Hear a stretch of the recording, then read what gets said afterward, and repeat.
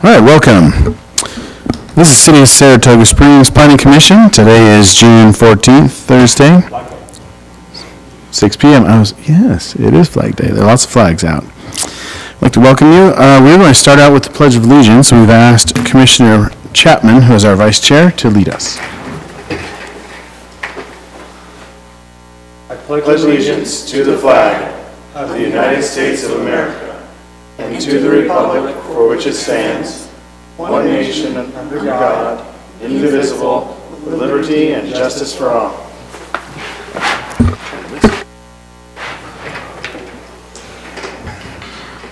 All right, let's have roll call. Let's start on the far end over here. Chris Karn. Sandra Steele. Kirk Wilkins. Brian Chapman. Ken Kilgore. We have a quorum. And city staff. Nicolette Fike. Nora Shepard, Senior Planner. David Stroud, Planning Director. Thank you very much. All right, this is a public meeting, and we're going to open up public comment at this time for anybody who has any comments or concerns for things that are not on the agenda or that are not going to be public. We'll open up public comment now. Did you have public comment? You just walked in? Do you guys have any public comment for any items that are not on the agenda? Okay. We'll close public input now. We'll go on to item number 4. This is a continued item from April 26th. It's a site plan for South Valley Equine Center located at 112 West, 400 North. We'll turn the time over to Nora Shepard for the presentation. Maybe. Here we go.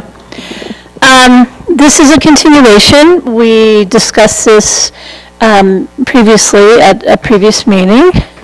And the request is for South Valley Equine Center site plan approval, and it's located at the corner of Redwood Road and 400 North. And as this is a copy of the site plan, it includes a new veterinary clinic, some paths for some future buildings. There's already a use that's a veterinary type use in the back of the property. The front is currently just in ag, and they are proposing to put in a new large animal veterinary clinic, as well as some trailer parking and regular parking. They are proposing to maintain the upper or the lower right-hand corner or the southeast corner as right now will continue in ag use. So this is the large animal veterinary clinic is a permitted use in the agricultural zone. The site is 8.91 acres. The clinic size is 13,285 square feet. There are 30 parking spaces proposed. We'll talk about that. Outside exercise area, horse trailer parking, and future buildings. So the total building size is 13,385 square feet, but all of the spaces are really, really oversized because of the size of the clients, large animals. So for purposes of calculating parking, we are calculating parking based really on the functional square footage, which is 5,782. So what we've determined is that is the functional square footage, and therefore that's the square footage that we are using for calculating the parking requirement. 24 spaces would be required. They are providing 30 in addition to quite a bit of horse vehicle and trailer parking on the site. Landscape plans. In your packet, you have received lots of plans, landscape plans, draft utility plans, many plans, probably more detailed than you really wanted. I have reviewed specifically the landscape plan, and there is some additional work that needs to be done to the landscape plan. It's not huge. It just needs some clarification, and that's added as a condition of approval. Architecture, this has not changed since you saw this last time, and the plans are included in your packet. There were a number of engineering issues and concerns, and the engineer for the project, and Gordon have been working through those, and we think we're close to being there, but the staff report does add some conditions of approval. In addition, one of the conditions of approval here has to do with the fire chief requirements being met, and he did actually give us some specific comments, which we have passed along to the applicant. Nothing, again, nothing huge, but some things that have to be addressed before they start construction. So I have added a third finding that deals with the parking. And it says, for the purposes of calculating the required off-street parking, the functional square footage of the building has been determined to be 5,782 square feet. The parking requirement is based upon this square footage. Then there are alternative actions if you wish. For this application, we did open and close a public hearing previously, so you need not take public input. The choice is, you don't have to, but the choice is yours if there are those who may want to give input. Gordon, I'll give Gordon a chance to say anything if he wishes. They are doing quite a number of public improvements, including along the Redwood Road frontage. They've agreed to the 30-foot buffer, which includes an 8-foot sidewalk that they are doing, as well as landscaping and buffering. They are also doing improvements along 400 North that are required. The improvements along Redwood Road include undergrounding the utilities, which is a big ticket item for them. But they have agreed to do that, and it's shown on their revised plans. So if you have any questions, I'd be happy to answer them. Otherwise, I will turn it over to Gordon if he has any questions. Let me just add Looks like real, David has something to say. yeah, just to add real quick, as you know, the council made changes to the approval process for various applications. You are now the approving authority for Yes, you are. site plans. So It's not a recommendation. This stays with you, and you will be the land use authority. No pressure. Just kidding. Would the applicant like to come forward? Okay, let's turn it to Gordon, and then we'll ask the applicant to join us. Okay, in the course of the review, we noticed a pipeline that they were proposing to install on the north boundary of the property. And it raised a question in the engineering department's mind about how they intended to serve the property with irrigation water. Had some discussion with their engineer. And so the red line comments went out basically with that item still in question. I've since done some research on that, and City Code 8.03.03.2 says, all property developed within the corporate limits of the city after the adoption of this ordinance shall connect to and have access to city utilities, except as otherwise provided in city ordinances, codes, and regulations. So that would indicate that the site would be required to connect to the pressurized irrigation system rather than using whatever arrangement they had proposed there on their plans. So I would ask that that condition be added. And I can articulate that again if need be. Gordon, was that 8.3.03.02? 8.03.03.2. Thank you. And what was the exception in that code? I can read it again. That would be good. All property developed within the corporate limits of the city after the adoption of this ordinance shall connect to and have access to city utilities, except as otherwise provided in city ordinances, codes, and regulations. This access shall be in accordance with and limited by all city ordinances, codes, and regulations. Such connection and access shall be the responsibility of the landowner. So I'm not aware of where an exception would apply here. I'm open to being shown that, but I'm not aware of one.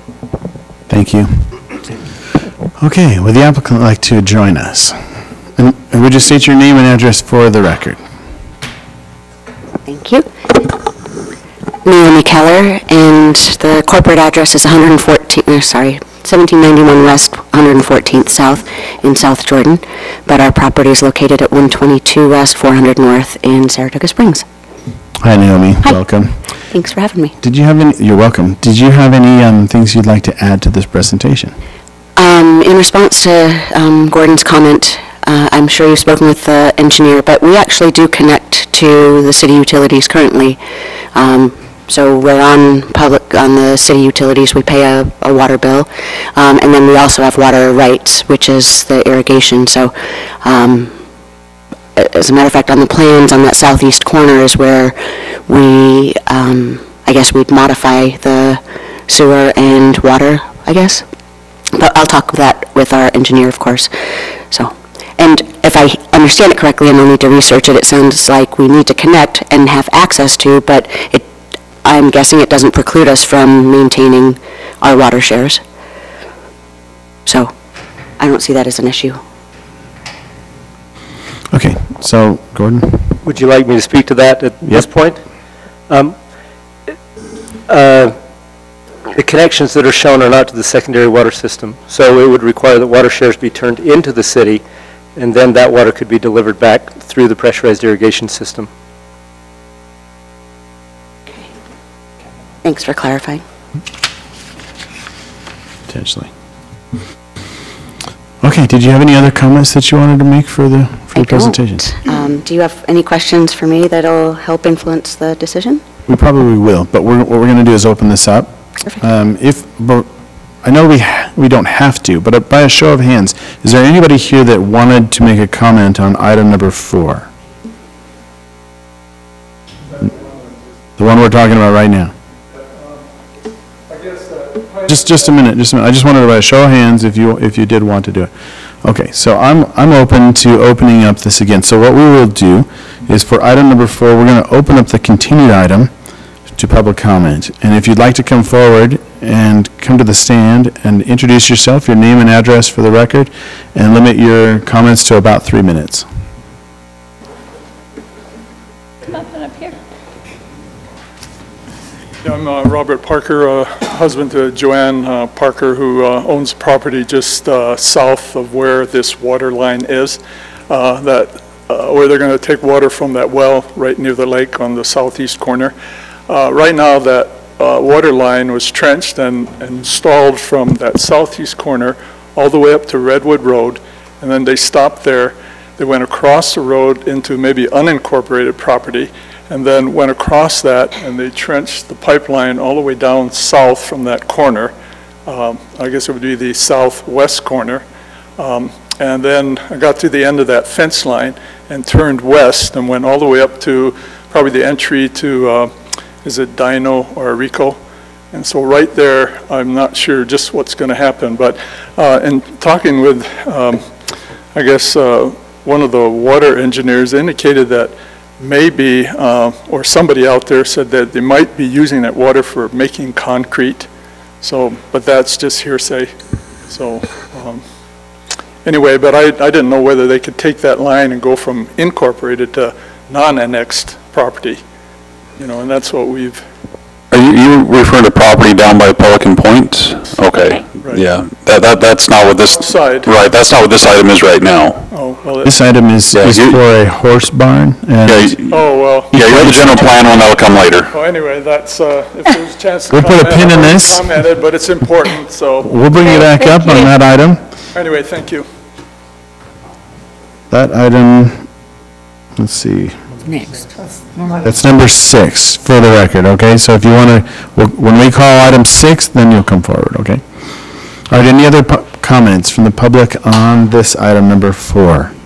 Okay, we're going to close public comment then. We can open it up to the Planning Commission for comment.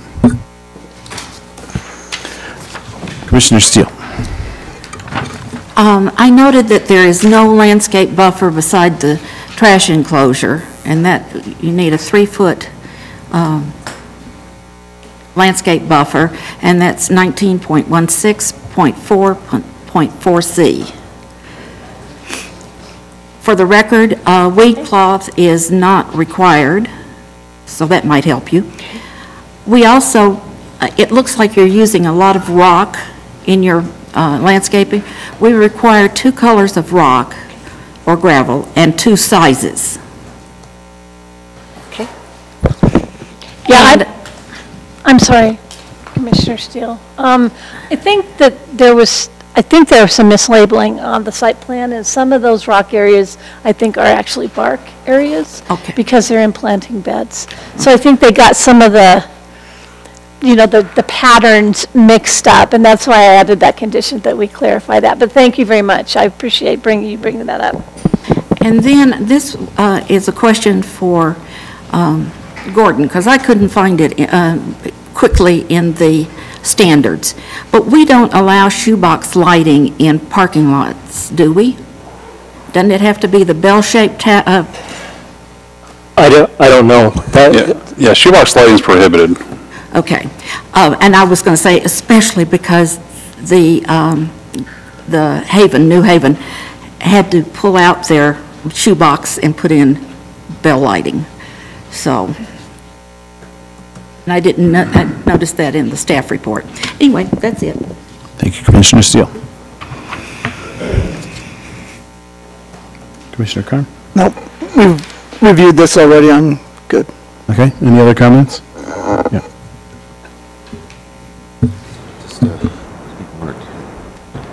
Commissioner Steele covered what I was going to ask, but just wanted to confirm with the city engineer that the number 9 secondary water source issue, that's what you had addressed earlier, right? Okay, because it didn't specify what the issue was, but now I have. And then, as far as then just in general, we do have water, primary and secondary water available for the applicant, or the city has sufficient? Yes. Okay, terrific. And I asked last time, but I'm going to ask again because there are some new conditions. Is the applicant okay with the findings and conditions of the city planning staff and engineer, and willing to comply with them? Yes, sir. Okay, terrific. That's it for me. Beyond the conditions listed, at what point, I'm supposing that the city attorney is going to have to weigh in if he chooses on the irrigation versus water rights issue. As the applicant, I'm sure you're not wanting to give away water rights. I know how scarce those are. And so it may be something just that the city attorney looks at to review, just for the confidence levels of both the city and the applicant. Other than conditions listed, I have nothing else. Any other comments from the Planning Commission? Well, it seems like a great opportunity, and I hope that it's going to work out for you well. Thank you. I will entertain a motion. I move to approve the site plan for South Valley Equine Center with the findings and conditions listed in the staff report dated June 6, 2018, with the addition of city engineer's recommendation that that we meet condition 8.03.03.2. We have a motion from Commissioner Carn. I'm sorry, I also added the third condition that has to do with, it's a finding, the finding that has to do with the parking. Nora, can we finish up with the motion in the second, and then we'll do question? Okay. We have a motion from Commissioner Carn. Do we have a second? There's a second. Is there a question on the motion? Sorry. Yeah, I'm Just sorry. in order of procedure. So there's a third finding that I added that it was reflected. I have no problem with that, Okay. but I don't, it's not in my packet, so Yeah. I'll that's amend my why I- motion to include the third finding in Nora's report. For the public, can we read it? For the purpose of calculating required off-street parking, the functional square footage of the building has been determined to be 5,782 square feet. The parking requirement is based upon this square footage. Okay, our motion is okay with it. Is our second okay with it? Yep. Yep. Another question? Yes, we need to put in there that a landscape buffer be provided beside the trash enclosure, that 2 colors of rock or gravel and 2 sizes be provided, and that The shoebox lighting as proposed is not allowed. Bell-shaped fixtures shall be provided. And the code reference for the landscape buffer was 19.16.4.4C. 4C, and if you need the one on the rock and gravel, Please. 19.06.06E. Thank you very much. Is that agreed to by Yes. our motion and our second? Yep. Any other questions? So I apologize if I didn't understand the motion clearly, but I just want to clarify. The purpose of my comment would have been to comply with that code that I cited, so from the city code, 8.03.03.2, compliance with that with regard to pressurized irrigation system. Thank you. Correct. And I do have a question on that. If we allow this condition 8.03.03.2 to be added, does that in any way have any reference to what she does with her water rights? Anytime you bring a connection to the system, you need to bring water to the system. So it doesn't change the entitlement of water to that property, but as with any connection, a developer puts water into the system, and then that water is delivered back to them via the connection. Let's say You can't that, have a connection without bringing water to the city. let's say that I'm a landowner and I own 10 acres and I want to develop that 10 acres, but I don't have any water rights, but I want to use city water, and I don't have the ability to give water to the system, then what happens? You wouldn't be able to develop. I'd have to purchase water rights? Oh, yeah, I thought you said you wouldn't, I thought you said you couldn't get them. I don't currently have them. I'd have to purchase water rights and deed them over to the city, is that what you're Correct. saying? Yeah, you would have to obtain them. Then I have a question. If you have water rights, why do we require in the code that they have to give them to the city and then connect to the city and then get that same water back? Why does the city require that they connect to the city? I can't speak to what the council's motives were back when they made that requirement. I'm just complying with what the code The says. ordinance. Here's the question. Let's say that how many water acre shares do I have to give up to connect with the city? Is it based upon the land size? What is it based upon? 'Cause let's say that I have 40 acres and I have 40 acre feet of rights. How many of those acre feet do I have to give up? It depends According to the on, code. excuse me? According to the code. Yeah, it depends on a site plan, it depends on the irrigable acreage. And so whatever that irrigable acreage is, then they have to turn in a certain amount of water to irrigate that irrigable acreage, 3.13 acre feet per irrigable acre. Is that based upon a percolation test? That's based upon duty, they're called duties, they're set up by the Division of Water Rights, of how much water it takes to grow vegetation. So it sounds to me, before we go and entertain a motion, it sounds like there's some discussion to have still. I don't want to take away rights that aren't necessarily, it's code, so we can make it, administrative also. even though it's This a is abundantly condition, clear in the, still in the code, she still has to abide by it, but whether we determine how many rights she gives up, that's some another discussion. So even if we. well, that's also codified, Right. exactly how much has to be brought to the system with every connection. Right. I just wanted to make it clear to us as we're making this decision that the condition doesn't change anything really. She still has to abide by the code that's existing, so. Commissioner Carn, would you be friendly to adding the clause pending review by the city attorney after that condition? Yes. And our second? Yeah. Okay. Any other questions on the motion? All in favor? Aye. Aye as well. Sorry, I was thinking. Any opposed? Okay, motion passes unanimously. Thank you. Thank you, and I appreciate your looking at the balance of both interests. Thank you very much. You're welcome. Okay, this is item number 5. Okay, so we also discussed this previously, and at that time, I asked you to open the public hearing and continue the public hearing so that we could take additional input tonight. So this is a community and village plan for Saratoga Springs 7 LDS Meeting House. And as you can see from the little drawing on the slide, it's basically an extension of Grand Sierra Way. So there's a parcel there where the meeting house will be located. Because this is part of the city center district area plan that was approved a number of years ago, any piece of it that's going to develop has to come in through a community and village plan approval process. It's not ideal for these parcels to come in individually in little tiny pieces.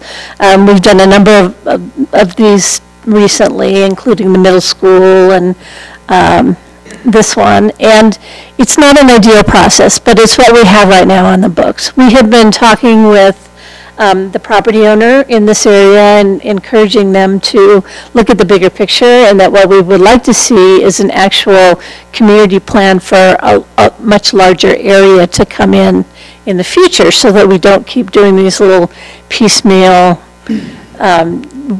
just acre things for a single use. And they understand that, and hopefully we won't see too many more of these. This is really the only mechanism that we have to approve it at this point in time. So it's for a meeting house, and this is, it's an extension of Grand Sierra, and then it hooks into what will be future Market Street. And they are proposing rights of way that are consistent with our road standards.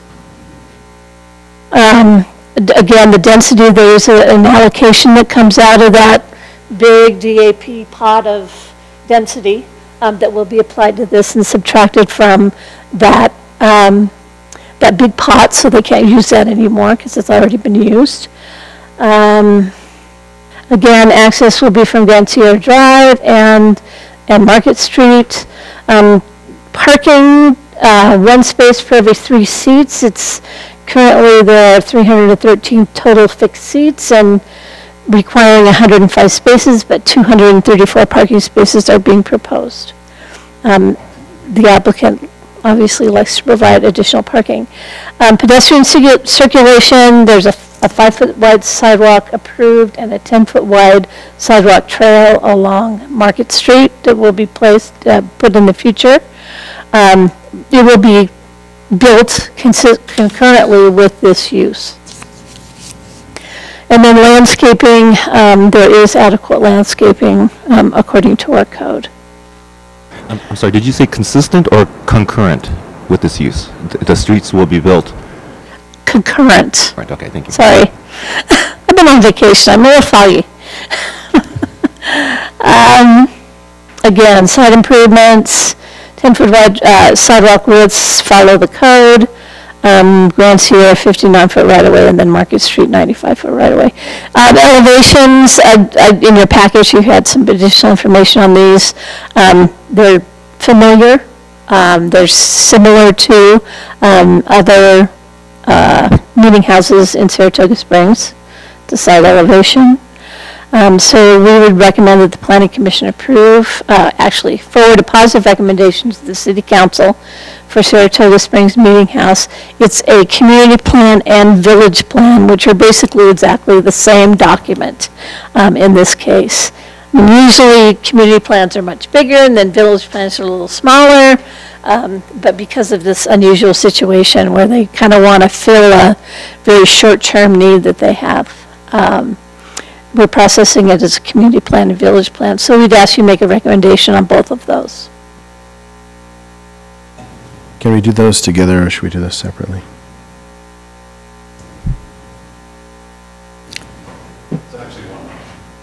Okay. It's one document. Yeah, we ask them to combine them because it's the same thing for purposes here. Okay, so you, in the previous meeting, which I was not here, you opened and you continued. Okay. We will open public comment for item number 5, This is the community plan and village plan for Saratoga, 7 LDS meetings. If anybody has any comments they'd like to say about this item? Bring the applicant up. Bring the applicant up. Is the applicant here? Would you like to come forward? Okay. But we might have forward, something to ask Chad. you. Okay, let's open this up to the planning commission.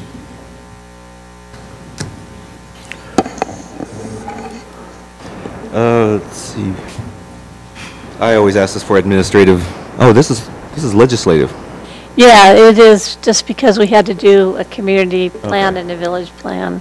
Okay. Well, I'll also ask, will the applicant comply with all conditions in the city planning and engineers report? Are you prepared to comply with all the conditions? Before you do that, could you introduce yourself? Sorry, and Chad Spencer, And your Evans and address? Associates Architecture. Hi, Chad. Go ahead. So, are you okay with that? Yes. Okay. Also, it looks like in our packet, we're missing one of the exterior elevations. Okay. There's a steeple only on one side, right? It looks like an elevation. There's a steeple on the front? Yeah.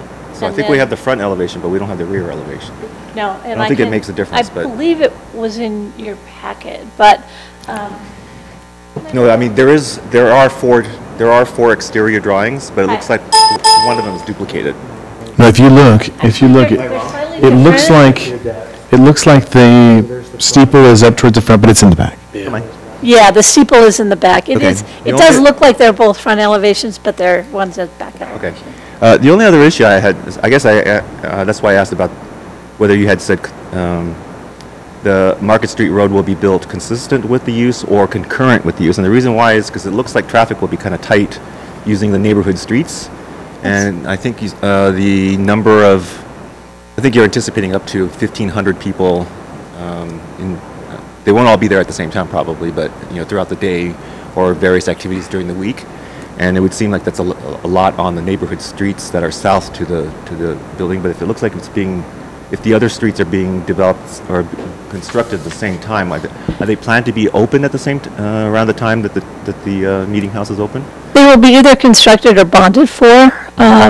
Initially, I think the access will be from Grand Sierra Way, and but eventually, and I think sooner rather than later, Market Street will come on through. They are being required to actually put a portion of it in, and then we'll just put an end of road sign.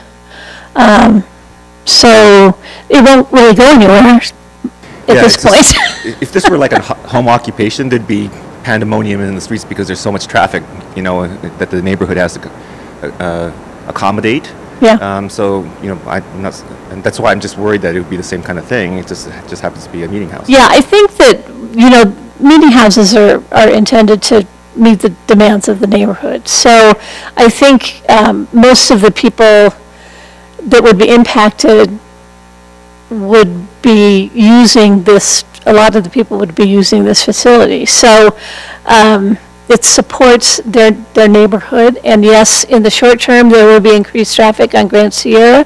In the long term, there will be another way out, and that's via Market Street. And keep in mind, half of the people are late to church anyway. Chad, did you have a comment? I was just going to clarify that we're only building Market Street on the church frontage. Right. We won't connect it, Right. so we're only building that portion of it. Then that compounds the issue that I'm raising then. Right.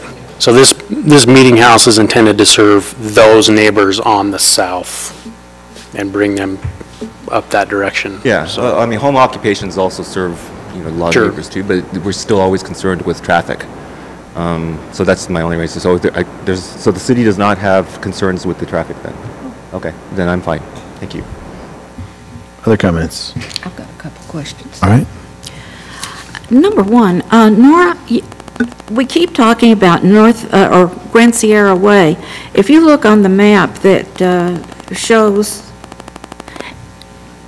the green map with the red noted, there is no Grand Sierra.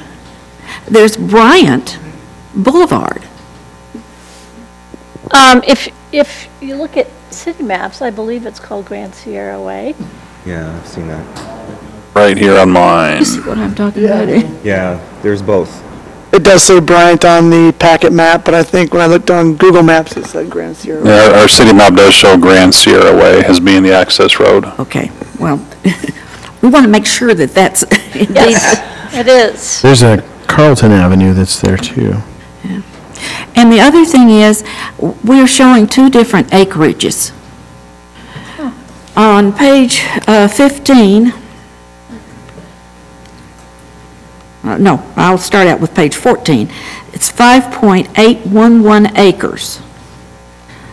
On 1631, it's called out as, on the plan as 4.04 acres. Okay, that's because one is with the roads and one is not. Okay. One's developable, the other one is total. Okay. They'll also have to come through and do a subdivision plat to legally create this parcel. So that's something that we will see in the future. I was gonna say, I don't think those numbers are completely accurate, because when we had to rotate the road to get under the PI line, so those numbers might, so I hope that's not a binding No, that's okay. number. Well, you could add a condition that the final numbers Well, it'll be solved on the plat, so. Yeah, but the community plan should reflect the correct numbers. So if you could put a condition that says that the community plan shall reflect the correct acreages based upon the current design. Commissioner Steele, I thought also the engineer report also had different numbers too. Is that what you said too? I didn't say anything about the engineering, but The acreages always conflict, seems like. so.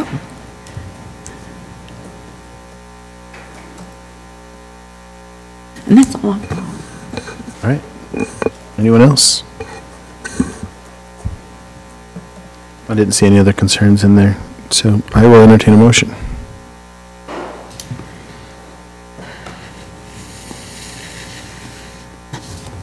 My finger does not work fast enough.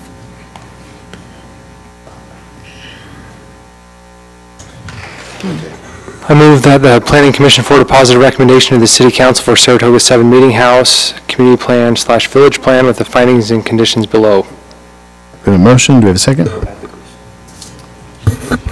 We'll get there in a second. Yeah, second. Oh, well, do I need a second before the conditions added? Yes, because you already made the motion. Second. We have a second. Do we have a question on the motion? Question on the motion? Yes. There's a condition that Commissioner Steele brought up that City Planner Shepherd recommended that we add. Corrected acreage shall be noted in the community plan, and Is that acceptable? Yes. By both. Any other questions on the motion? Nope. Did you have something, Commissioner Carr? No. All in favor? Aye. Any opposed? Motion passes. Thank you. Welcome. Okay, now we're at item 6, but I'll call you forward in a second. This is a continued item from May 10th, update of land use map element for the general plan. It is city initiated, and we'll turn the time over to Dave Stroud. Yes, that is correct. This was continued from the 10th. We are looking at the general plan land use map. Let me scroll back here. To make some changes. The key change that clued us into this was the property, the WPI property, the Redwood Road, and Crossroads property, which the general plan, as approved July last year by the City Council, listed that as office, which is not the best place to put office as a regional retail location. So we took that location, we proposed changes to that area, then we kind of looked through the whole map. Several staff members, Nora, Sarah, Kara when she was here, looked at other areas that may be in need of correction, and we found several. As you're aware, based on the meeting we had in May. I'd also like to point out that it came to our attention, I did send you an email on this, that the approved general plan map by the council looked like they swapped two different colors between the neighborhood commercial and the regional commercial. And so that is a correction as well. What happened then was when our GIS administrator requested the ESRI files, the shape files for the plan, they were switched again. And so the map that we've been using on the city webpage, and what everyone else would access, appears to be the way that we would assume the map to be, which is not the case. That's not the approved map. Can you identify the discrepancies? Go into it here. So I'll open up the current, yeah, so open up the current land use map. This is the approved general plan map you see here. Right now, community commercial is pink, neighborhood commercial is orange. On the city map that the general public can access, if they don't go into the actual general plan document, and the map that we've been using as staff, those colors are switched. And so on the approved map, you can see here, and I'll have to zoom in a bit. This was the gas station location which was denied in May of last year to go from neighborhood commercial to, at that time, regional commercial. Yet the approved general plan map shows that now as regional commercial, but we know that was not the case because 2 months prior, the council did not want to change it from neighborhood commercial. Are you telling me that that was not a legislative decision, but actually an administrative decision? We were required to change the zoning on that. Yeah, this was the map the council approved, and nobody caught it that the property they just denied 2 months prior to go to regional commercial, they now approved it as community commercial. Don't make our brains do this. It's always been the purple color for neighborhood commercial. So if we could just change the key. Right, that's what we're doing, but the point is this is the effective map right now. And so those need to be changed. The actions were okay. Yeah. It's just that the colors are switched. Right. We need to publicly or whatever, do an action so that it's switched. Right, your recommendation to go to the map that we've then produced with all the changes, yeah. And with looking at all the maps that we have, and there's 2 online, another one online that is the one I think you all have been using, and then I have the 2 before that from 210 and 212. What is now community commercial was mixed use. And so they just left the mixed, the color there. Now it's community commercial.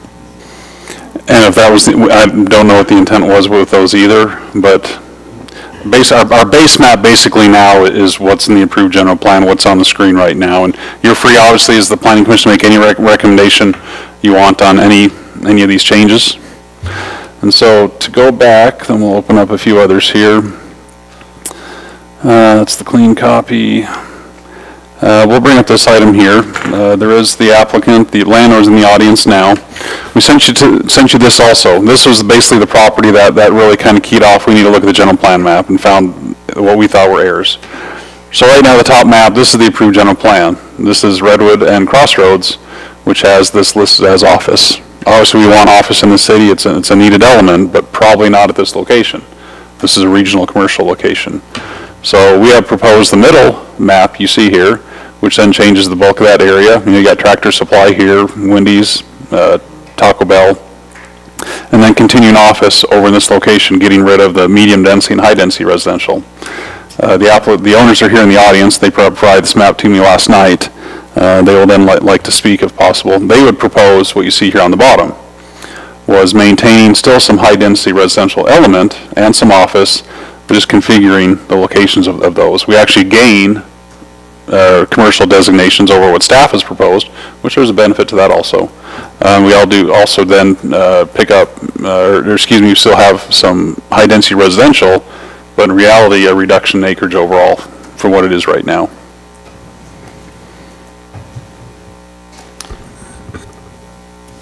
Is that your presentation? Nope, we'll go into some more here. And this is the map we're familiar with. It's kind of messy, but there's quite a few changes. I don't know if you want to go to a number specific to discuss anything. There were some concerns, obviously, the last Planning Commission meeting. Let's go down to the bottom here, and there are some residents in the audience representing property owners down here outside of the city. Would be the area you see down here. There's a good discussion in May about the mixed waterfront designation. What do we do with that? Right now, we thought, well, let's extend it out to Redwood Road. Would that be a good idea?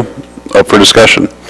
One thing I'd probably point out too is the property you see right here, we have an active application on this right now, and Nora has that application where they would be doing 1 acre lots. And if that's the case and they go through, it probably makes sense then to keep that as a low density residential and probably get rid of this mixed waterfront up here and not have that isolated pocket of it there. Is that the application from Josh Romney? I'm sorry? Is that the application for Josh Romney with the 1 acre lots and they had septic tanks? It was, but somebody else has now made application for it. But yeah, it's that parcel. Same one, okay. Yeah, and it seems to be stalled.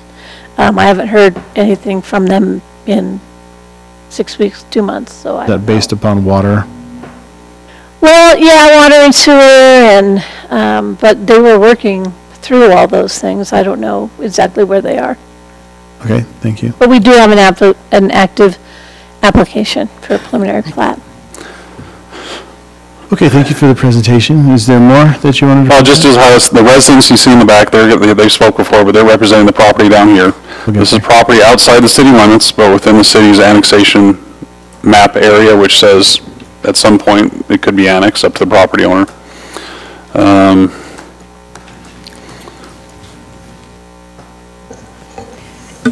I ask a question? Yeah, probably for now. I have some questions, obviously. We can go from there. We will turn this over to the planning commission, but not just yet. Is the applicant here? Staff? You are. Staff's here. Yes, good. Yes, you are. We're going to open this up for public comment. For item number 6, now is the time. If you wanted to come forward, state your name and address, and any concerns or thoughts that you have on this. Now's your time. Go ahead. Over here? Yes, sir.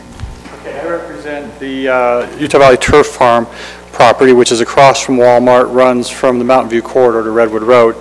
So, May I interrupt you for just a second? Yes. If you could introduce yourself and my your name address. is Richard Mendenhall, Richard Mendenhall. representing the Utah Valley Turf Farm property tonight. Okay, and so what we have here is, if you look at the top, this is the plan that's in place now. And as we analyze this property, we see a number of things that are unique. As we analyze this from a land use standpoint, we think that commercial activity here, which can include office, your regional commercial, which is the red on this map, can include office, right? And what we're finding is that there's a real balance and a real synergy that's developing between the right kind of office use with the right kind of support retail use that gives us the most effective kind of symbiotic land use plans today in the way these projects develop. One of the other things that's happening is that the original map, your current plan, has a residential element to it. And we're finding that by bringing these residential elements in, we've developed the Meadows in American Fork. We're adding 140 apartment units in there. We've got a 240-acre project in Spanish Fork called Canyon Creek that has Intermountain Healthcare with 65 acres. It has Cinemark and Costco and Lowe's and Walmart and and then a lot of smaller tenants. That also is going to end up with a residential element in it. And that we find that we have a place for people to be able to kind of have this blend of the residential opportunities within walkable distance of the services. It just it creates a community kind of a feel to it. In another scenario, we developed a property that's across from Adobe. The brand new office building kind of has a wood panel texture to it. Costa Vida, Cubbies, and then the Holiday Inn Express Hotel. And by bringing those elements together, where we have hospitality, we have office, and we have food, they all interface where people don't have to get in their cars and travel so much, and they make a community feel to it. We think that the bottom plan brings us back in that direction, where we have opportunities with demand in the marketplace for those commercial corridors. Crossroads Boulevard, tying into Pioneer Crossing, provides an opportunity to bring retail to the property, different kinds of services to the property that will occupy street front buildings. It could be medical service, dental, business related, and then also integrate office and residential in a way that we think will give us the best overall balance.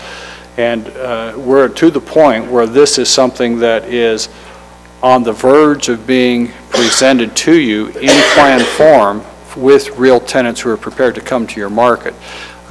One other interesting point is as we walk down through these scenarios, the benefits that flow to the city, which, if you want to look at your tax-based benefits, are something where you have a $1 million or a $2 million or a $3 million kind of threshold to these types of uses. The bottom plan gives you the most diversity, the most synergy of use, and the highest incremental tax benefits to the city. So we think that makes sense. We're prepared. We'd like to encourage the Planning Commission to embrace that. We'll go to work in bringing plats and zoning applications in that will show how that materializes and conform with all of the other requirements that you have in the city. Any questions? This is the part where you get to ask your questions of us, and we'll try to answer any that you have, but we don't really have an interactive time right here. All right. Anyway, this is our recommendation for your general plan recommendation to your city council. Thank you very much. Okay. If we do have questions, we'll call you back up. Okay. Thank you. Any other comments for item number 6?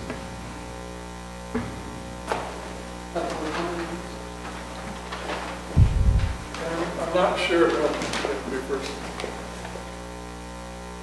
Again, I'm Robert Parker. I'm representing my wife and R&J Parker Properties, which is located on Pelican Point. We have an underground well water that supplies domestic and stock use, for domestic and watering animals. And there are a couple other adjacent property owners that also have some small underground wells, Don Ensign and Jack Hales. And they have wells that their use is designated domestic in stock. So I don't know if this isn't appropriate to discuss here, stop me and I'll go back and sit down. But one thing we noticed about the middle of May, there was a construction company that came, and if you pull up the map there, I don't have anything to point to, but right where Pelican Point goes out, and if you come back along that southmost line, I guess, of Saratoga Springs, that boundary. I wish I had a pointer I could show you. But right on that corner, just above the lake, coming from east to west, middle of May, we noticed a construction company digging a ditch and installing a 8-inch diameter blue, I guess, water line. And they started up from the lake, and then all of a sudden they broke across into unincorporated property and then went back because there's a big mound of dirt that their backhoe couldn't come through to go from east to west up to Redwood Road. And so all of a sudden we're saying, what's happening? Nobody's telling us that there's some kind of development or something going on. And so anyway, what happened is, I guess one of the other property owners that owns that road came and I guess told them, you don't take that pipe and put it back on the other side. So I guess they did. And then they continued up to Redwood Road, and then it looks like they stopped there and they jogged over and continued west over into the blue property there, and about halfway down, they dug a trench from that southeast corner, all the way down to about a fence line, and then proceeded west up to about where Irico is, or Dino, I guess I can't remember what name that explosive company is. And so all I heard, hearsay from several people, I talked to the water engineer and asked him if he knew what was going on, and they sent an area engineer down there to investigate it, and I guess he talked to the construction company person and gave him his card, and I guess they're supposed to get back and talk details with them. So we're still in the dark. They're waiting to see what's going to happen. The two wells that they have on the north side of that southernmost Saratoga Springs boundary has a lot of acre cubic feet, something like 55,885 area cubic feet of water. And the stuff I heard was that they might be using it to make concrete. So I don't know whether it's for Geneva Rock or if it's another operation. They're going to build a building to start processing concrete, but that's all hearsay, So we're concerned about the possibility that if they use a lot of water, they may impact our well water, on the Pelican Point side. There are 3 people there, so that's the essence of it. And Commissioner Commissioner Wilkins, seeing that this doesn't pertain to this particular item, I can follow up with him and get him in touch with staff that needs to do that to kind of address some of those issues, so, but... we came here and we didn't expect this, so I'm sorry if I... No. No, you're okay, Robert, that's this is fine. What I really perfect. wanted to do was to talk to the planners and ask them if Or they... if Gordon wants to follow up with it. We appreciate that you have a concern, and we can follow up with you. So I can follow up with him. I'm probably the best one on the staff now. I don't know how much involvement the city can do here, but I would be the one to help him with that. So I'll step out and give him my card. Great. Thank you very much for your... Thank you. Any other comments for item number 6? Right?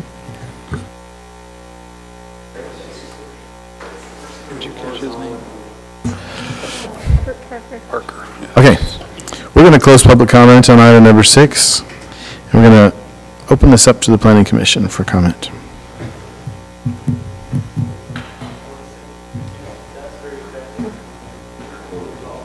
Item number 6, general plan. Dave, can you clarify a few things for me? Yes. The map that we produce in unincorporated is a state mandate, correct? Right, we're required to have an annexation overlay area. It used to be called annexation declaration overlay, it's changed, but basically the cities are to identify property that could be annexed into the city at some point. That doesn't bind the property owners on anything, and most cities are just going to wait for the property owners when they're ready to annex the property. But those areas that are then identified on the map that lie outside the city boundaries, we will then put a general plan designation on that property. Again, it's non-binding, and they're still within the county, and they're still under county zoning. The county has their own general plan, but should the time come when that property is annexed in, that does then give some direction of what it could be. Obviously, all those times are going to be on a case-by-case basis where, say, the Pelican Point property owners come in 10 years, well, maybe mixed waterfront would not be a viable land use designation at that time. No, that's going to be something that the landowners themselves are going to request. This is what we want to do with our property if we come into the city. And specific to the turf farm area, land use map by no means reflects current zone. Correct. So no matter how we recommend the map to be approved, it doesn't mean it's zoned that way. And if they want it zoned that way, they've got to come back and get council approval. Correct. All right, I'm good. Can I add one thing to that, though? One thing the land use does do, particularly in the development world, it shows the city's future intent for an area. So when developers are working with potential companies that might be coming here, it helps them to tell the story of the city's plan and support for that area. And I think that's kind of where the landowner's perspective is coming from in that regard.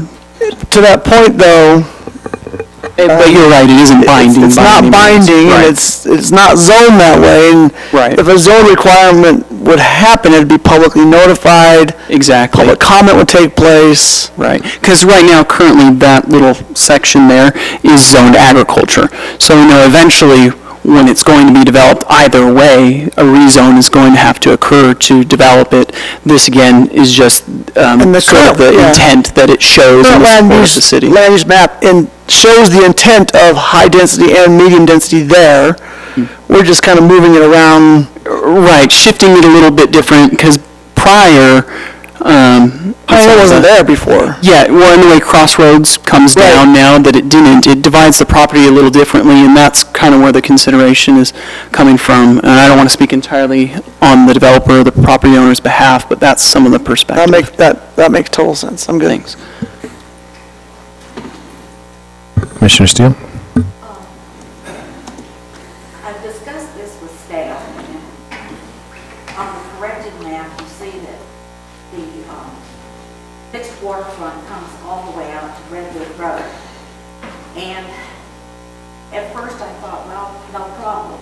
But I remember now the discussion on why we wanted to keep it narrow. And it was so that a developer would come in and what we call cherry pick and put on the commercial on Redwood Road, which was exactly the opposite of what we wanted to happen. And I suggested, and I wonder if anybody agrees with me, I understand the problem of having one property be two different zones. It does cause problems. If we would amend our mixed waterfront to say that commercial must be within so many feet of the lake, or so many feet of the river. Is that a question for the zoning itself? I'm not sure how you do that when the lake changes. I mean, here, what we're doing is we're designating a general plan of, this is the idea of, this area is going to have this zoning. But now if we're going to go into the zone itself and look at the details of that zone, and If somebody comes in right now and they see this, and they will read what they can do, they will want to put their commercial right out here on Redwood Road. and currently with the zone that's in place for that, is there anything that stops them? Yeah, and then with that, I think you're really looking at a land use regulation, not a general plan regulation. So that would have to be a mixed waterfront zone amendment. Yeah. That's what I'm. You're just checking the feel. Yeah. If they agree that maybe we could do it. I see the problems that we incur if we make it narrow and that splits different properties. Then the property owner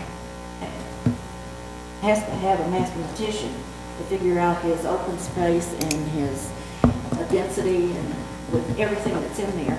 And so I don't want to throw the baby out with the bathwater.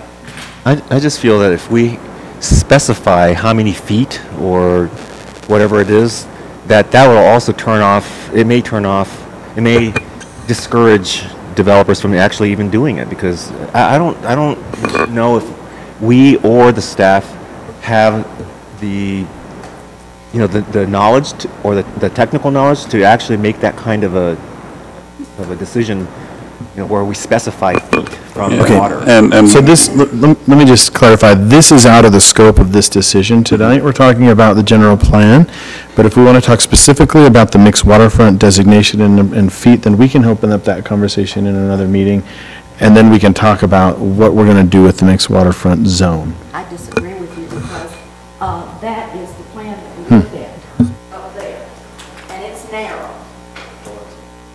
I'm sorry, what did you say? If you look at the plan up there now, the mixed waterfront is very narrow. Yes. But, okay, The plan that has been corrected, it brings it out to Redwood Road. So how do I want to put this? Commissioner Steele, would you turn your mic on? There's some people on YouTube that are not hearing you. Oh, I am sorry. Namely, Commissioner Cunningham. And so Start from the beginning. Okay. So Commissioner Steele, in what you're saying, what about, so when the mixed waterfront buffer was suggested, it was based on all the field trips and the research that was done by actually visiting cities, and it sounded like, based on that information, the best way to implement some of the successes that other cities have had was to implement a buffer. And I thought that's what we did, and that's why I think I like that idea, because it was based on actual data that they looked at and successes that other cities have had. So they didn't specify by feet or require that this be, it was a buffer, and it seemed to have worked. And I just wonder if you have an issue with that. No, that is exactly what I'm trying to achieve here. If you leave, there's some problems either way. If we leave it as it is there, then you're splitting different properties into different zones. Land use designations, yes. It makes it difficult. Having worked with developers, I know that makes it difficult. And with the calculations you have to make on the different types of open space and density, it's going to be really hard. So, and Sarah's not here, but Sarah brought up the point. She says, it's very difficult if you don't bring it all the way out to Redwood Road. And I thought, well, there's no problem. And I went home and I thought, oh my goodness, I remember the discussion on it. And the discussion was we wanted to keep it off of Redwood Road so that we would get the commercial down closer to the waterfront. If we don't do that and we leave it all the way to Redwood Road, if we don't designate, we won't get the development along the waterfront that we intended and that the study showed would work. That's what I mean, is I thought the buffer did limit it to the waterfront. It didn't say that it has to extend to any kind of a road, and these other cities, that's what they did, and they were successful with it, so I'm not really sure where the, you know what I mean? I don't think the buffer has to extend to Redwood Road. The buffer is just, it's already in the code as a buffer. But if you look at the green, that's your land use designation. If you bring it all the way out, those regulations are going to be what rules it. And there's nothing then, if we look, and am I right, as we were talking? Well, yeah, I mean, the property is covered under that land use designation. The city council still has their legislative discretion at that time. Someone comes in to say, we're not going to rezone that part to mixed waterfront. We don't agree with it. Okay. Again, because this is still a guide. I mean, the council does not have to follow this. I just thought it would be cleaner for a developer coming in to know what he was getting into if he was looking at our general plan map. And, I mean... And for those watching, this isn't what's proposed. Well, right now it is to extend the mixed waterfront out to Redwood. Right. So it's that little cloud that has the light yellow, that is not what is there. That's last month's map. Yeah. So if you want to show what's really proposed, you can bring that next slide up. Right. I just wanted to make sure that we're not confusing anybody who's watching. That's what's proposed is. I don't think people watching see this. What's that? People watching don't see this. No, they don't. They do for city council, not for us. For city council, they do, yeah. And we still have the buffer in place, but we also have a mixed waterfront zone. And that's what the green depicts, that we're not doing anything with the buffer. So Commissioner Steele, looking at this, what was it that you would propose?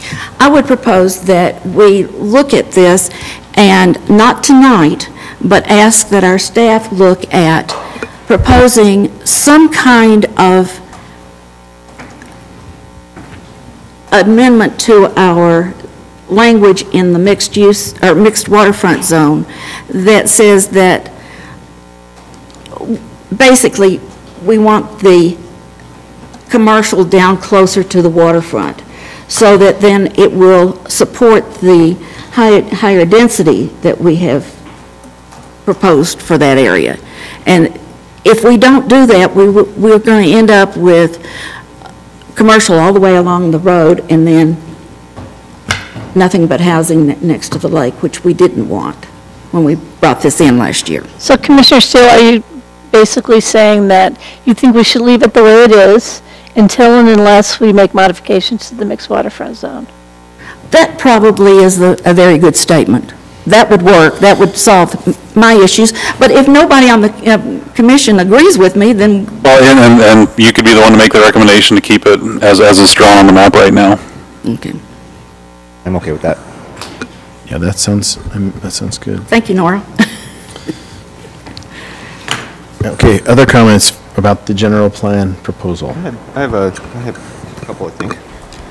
So I was actually going to ask for the suggestions that, let's see, specific requests in section C. It's on page 2. Page 2 out of 8. The 7, 8, and 9. I think this is the one where we're talking about high density, Crossroads Boulevard, Redwood Road. It's currently office, and we want to change things. And I was going to ask, will the property owners have any issues with changing PC residential to RC office, RC or office, or et cetera? But it sounds like you've reached out to those. We have sent notices out, and notices are published in the paper on the webpage. So I guess I'm asking, are we changing the zone? No, these aren't zones, these are land use designations. These are, The land use designation, because it seems like it's kind of a big Right. change from PC residential to regional commercial. right, so here you said 7, 8, 9, so 7, Right. the landowners already spoke on 7. Right. Okay, that's one in the office. 8, right now, this is Lehigh right here. 8. And so, again, that's within our annexation area. We can still identify it even though Lehigh has it right now. There's been some discussions in the past between the cities So it's kind of of an trying to do some property swaps. Right. And so, same as 9. But if it comes into the city, we think it probably makes sense to keep that as office instead of having residential along Pioneer Crossing on both sides. So since they're not actually in the city yet, it won't be like a big shock to them if we were to suddenly change the land use. It would not matter to Lehigh one bit. Right, yeah, okay. But to And the then- landowner was the one who reached out, right? No, this is what we've looked at. There was one where there was some communication. No, between the that's city That was the- landowner. yes. And we need to address that. Well, and that's why, okay, so then the only one I'm concerned with, and those residents are here, and I actually agree wholeheartedly with your recommendation, because I like the idea of residential mixed with some of the cities, the city center, basically. In fact, we've always been talking about that, and when we say walkable, it's just an easy word to use. Well, okay, our suburbs are walkable, our residential communities are fairly walkable, but actually our downtown area is not very walkable. I've tried it, and it's just really hard. But if you have residential, especially high density, and also it seems like no neighborhood wants high density residential right next to them, even though it really makes a lot of sense for taxes, for city city utilities and all that stuff. But here, that would be a good spot. It'd be a really good spot. It won't bother anybody, and the fact that it's also really close to the commercial shops. Yeah, the healthcare and all that stuff. I think that's a great way of creating it. I don't want to go down the road of some areas like in downtown Salt Lake, some cities like Orem, where they built up, like in Orem, they built up State Street, all commercial, and then now, or at least in the last 10 years, now they're trying to put residential there. Same with in downtown Salt Lake City. I think there's been more success because it is a lot more built up, but it's just really hard to regentrify a place that's been completely commercialized. If that's not where the water routes are or where the transportation routes are. So it'd be great if we could start building it that way, and create the kind of that walkable city center, and more of, and I think it's better for security and safety because there are people living there and they take ownership. So I really like that idea. I think it's a good compromise with what the city is trying to accomplish in the future, as well as what maybe commercially makes sense for the property owners as well. So I'm glad that was taken. I think that takes care of my concerns with 7, 8, and 9. I do have one other thing. So number 31. That was another one of your one of the specific requests. Yeah, 31 was the WPI. And there is this little, zoom in here, it would be the section over here on the other side of Pioneer. Yeah. Which would be, currently, obviously the red is the regional commercial, just be taking that high density triangle and making that regional commercial. So would the property owners be okay with that too, with changing that land use designation? I haven't heard any complaints or anything really. Okay. All right, then, that's it for me. Thank you. And that property itself, I'll got the map open on mine, that may actually be UDOT property anyway. Yeah. The UDOT? Says UDOT property.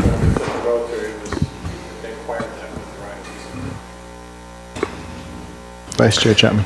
Yeah, Mr. Stroud, could you go to the map from the landowner, the recommendations? While you're doing that, I would love to hear about your walkabout around our bustling city, Ken. Did you walk downtown? Oh, yeah. In Saratoga Springs? Miserable. I'm sure it was, the 3.5 minutes you walked. So it looks to me as if the sum total is a reduction in residential but an increase in high density. Correct. So, I'm not such a huge fan of that. Anytime we're adding high density willingly is something that causes consternation for me. I don't know that I'd be in favor of that. And high density, obviously with the general plan, with what we have now, was approved a few years ago with the referendum. Yeah, it may be tough to get high density, but I do think that density, I went to a seminar, they call it a summit today, but Affordable Housing Summit today. I mean, density and housing costs and whatnot, it's going to be, it's the storm on the horizon, I think, for most cities in the state. And I think at some point they're all going to have to address that. Basically, they said we're short 250,000 housing units in Utah for our population. Today or in the future? Today. Today. Yeah. So it's just getting worse then? We have a surplus of people, but nowhere for that surplus to live, basically. Homeless situation. And so it's going to come to a front at some point. So the state's trying to push for more affordable housing in the form of high density? Well, the state's doing their own thing with taxing, basically, all the cities now that don't have facilities or things like that, but, yeah. Dave, sorry to interrupt for a second, it is his time, but while it's on the same subject, can you identify in the general plan any dark brown areas which are designated high density that do not currently have rights for those? Let's go to the clean one here. Is that one of them? Meaning the current zone is not high density, but we're designating it. That the landowner does not currently have rights to build high density. That's probably that's probably a better question to get to what I was asking for, especially because if this is sending a message to developers, I wrote that as the city down said. before. We got to go back and forth on my map. I can toggle things a little quicker here and then go back to the other one. What does that mean? That means that it's not zoned for high density? The question is, here's the question. So the general plan's idea is that we look at the whole city and we look at different pockets and say we could put things here, we could put things there. Have we designated in our general plan any high density that people do not currently have rights? Because there are a lot of rights already given out. There's a lot of PUDs, there's a lot of land rights where people can record high density housing. What I'm wondering is, do we have any dark brown areas on this general plan proposed map where landowners do not currently have those rights, and we are suggesting as a city that we should add more high density? That's my question. Well, I don't understand, because a lot of the applications that we receive, the zone is agricultural, and then they're requesting to rezone in order to create some kind of a residential density, and then we refer to the general plan. And if the general plan kind of concurs, then we figured, okay, it's not against our general plan, and it's not against, it doesn't have any safety issues or what, blah, blah, blah. And then, but a lot of times it's just agricultural. It's zoned agriculture, so I can't say that they have rights to. Yeah, but the rights would come with the zone that's in place. If it was zoned agricultural, right, and they didn't have a PUD, then they don't have the rights. Right, so, and most of the applicants that come in, we've seen, usually it is zoned. No, I can't say that. It's the opposite, actually. Most of them have a PUD, and they already have land rights, and they could record higher density than they are. So, anyway. Yeah, so here on the map, the Fox Hollow, they've got density rights down here in that area. Of course, any of the planned community zones are not, that's a different animal. Lexington Green, which you saw not too long ago, this has the rights right there now through an agreement. But they've had those rights for years. Yeah, that's not new. Yep, and they're building too. That's correct. Yeah, a lot of these that do have the HDR designation are already built out, it looks like. My question was, are there any that we have designated that do not have? I don't see any. Beyond the exception of turf farm. Well, yeah, that would be the one. Don't have that density. Right, that would be the one. If I can add, I think in reference to the turf farm particularly, because it has shown that density for so long within our general plan, a lot of what they've been doing, again, I can't necessarily speak in their behalf, has been in relation to what the current general plan shows. And so what they're really asking is, just please keep what's already there for the most part. They're fine with distributing it a little bit differently.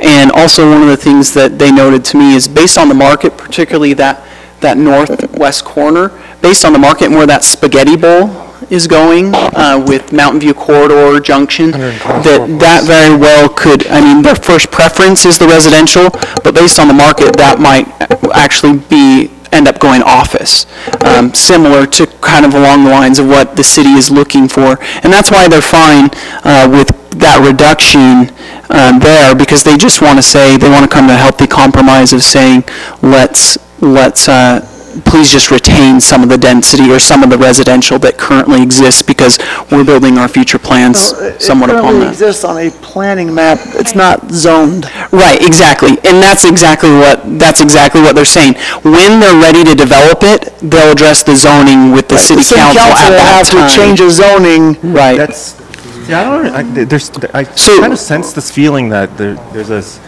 this idea that the general plan, well, it's just for plan purposes anyway, it's no big deal, but a lot of people plan accordingly. And Absolutely. So I think it creates inertia, or inertia is created, and it just kind of keeps rolling. So I think it really is important that we get this right. It's not just, well, it's just for planning purposes anyway, we don't have to follow it, just guidance. I think it's important, because a lot of people do plan 10, 15 years out based on what our general plan is. Well, I think companies will come in and say, this is the city's plan. If this is the city's plan, zoning changes should be easier because the city's already planning on it. Well, and it is. We've been making zoning changes all the time. Correct. I mean, Plus, transportation corridors are planned accordingly. Trails are planned accordingly. utilities could be addressed. Right, if the city's not going to follow their general plan, why have, well, we're required to have it, but why should they not follow it then? They should. So, but again, that's up to the city council, that's their legislative authority to determine. Let's talk about this one specifically. The current general plan shows the high density at 14 point, how many acres? 14.95. 14.95. What is the sum total of the high density proposed on the third? It is 23. 23, an increase of approximately 8. Is that about right? So it's a decrease of residential acreage by 8.24, from 32 acres total residential down to 23. I think I'm saying those numbers correctly. Commissioner Chapman, you said that correctly, that the idea, kind of what they're recommending, is by decreasing the acreage a little bit, they would prefer it to retain that high density as opposed to the high density, medium density mix. But again, kind of to some of your points, the general plan is that guide. For those things to actually develop and be zoned that way, they still have to go through those proper approvals. They have to submit those plans. Again, we're talking about the general plan as a guide, and the planning staff can correct me in any of that point. And the idea is, just as we said it before, this helps them, as they're developing the property, tell the story of what the city's intent is for that area. But no property owners and no developers, particularly this group, are naive to the fact that they're still going to have to go through a zoning change and get that zoning change approved through the council. But as Commissioner Carn said, there is some thought process behind it, that as the general plan presents that there's an easier process, because you don't have to change both zoning and land use if you're asking for something contrary. So we're reducing Just a minute. I wanted to conclude my thought then, because I did interrupt over here what my thought was, and the reason I asked the question about if we're increasing any high density in the general plan, it goes absolutely against what the people wanted in this city. So I am going to support what the people want in this city, which is to not increase any high density, whether or not it has to go through city council, whether or not that they have to make a decision in the future. I don't want to designate any more high density than has previously been given. That's my point. So, and the property owner has said that they understand that, and they're willing to work with the commission and the council to come to, what both parties feel will work well for the property. So this is just the first preference that they've put forward. We're reducing with their proposal, we're reducing the number of residential acreage. Without being able to do the math, are we increasing the number of doors? It's decreasing the number of total doors. So we're lessening the overall impact on infrastructure in that area. That's correct. That's the thought process behind it. So you're still decreasing. Okay. Yeah, so I did interrupt a long time ago, so I want to give that back the time back to you if you're, and then we can jump back to you guys if you want, but I took that away, sorry. So I'd like to ask the landowner and potentially city, and once again, we got the email today and I tried to look through it as best I could, but the thought process, again, behind reducing so much office space and having the kind of spattering of, the residential, however you want to describe that, up, down, check mark. The regional commercial, the regional commercial. Yeah. We reduced office a ton and increased regional commercial a ton, but it's kind of sporadic in there. Could you explain that just a little bit? But you still can do office and regional commercial, but you can't do the regional commercial in the office. So the potential is still there for additional office outside of what you would see in the blue. I guess part of my concern is, you have the 10.5 acres of high density in the upper left-hand corner. Is that going to become an island of high-density housing surrounded by regional commercial? It could be, but high-density housing can suffice like that. You wouldn't put single-family in that situation. I mean, look at downtown areas. They go hand in hand sometimes. If you're looking at the shape, I think it's determined by the road. Am I wrong? Okay. Go ahead. Okay, so Commissioner, Karen had it, and then I'm going to give it to you. Okay. I'm good. Okay. 2 or 3 things. We have been bound on some decisions that were made by councils and planning commissions that preceded us. And some of them have really stuck in our craw. I don't want to do that for future planning commissions and future councils. Now, if the council decides to do something different, that's up to them. I have been the one that has said we need more income-producing property, which would be offices. Regional commercial, yes, it gives us sales tax. But I have been told that when this plan went through, that they tried to minimalize the amount of regional commercial along the Highway 73, is that it? And keep it more in the city center that where Smith's is and what's developing around there. And so I don't particularly see that increasing the regional commercial at this time would be a good idea. However, I see that it is the white line or the line that is splitting the high density and the office. Is that? That's Crossroads coming through. Is that Pioneer Crossing or Crossroads? Yeah, hitting. Pioneer here? Right. Okay. Okay. No, okay, wait a minute, I'm getting 2 answers. Is the one coming to the south? Okay. SR 73, right? Okay. Then I would say no. If it were the crossing, then maybe the 12 acres at the, that's along the crossing might make sense, because that's a transit corridor. But I would prefer to keep, at this time, what is proposed in the middle, and present to the applicants that are saying that they have some things in the works. When you bring it in, and we can see what you're planning, then you may be encouraged to go in and change it.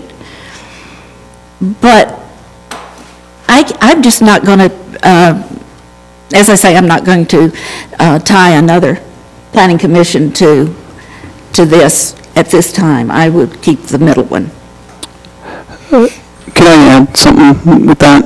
So when you're talking about the traffic down by the crossing versus right here, when you look at the daily number of counts, they are both almost the same. In fact, Crossroads Boulevard and Redwood Road is actually a bit higher at this time than Redwood Road and Pioneer Crossing, just to give you a little perspective on the traffic.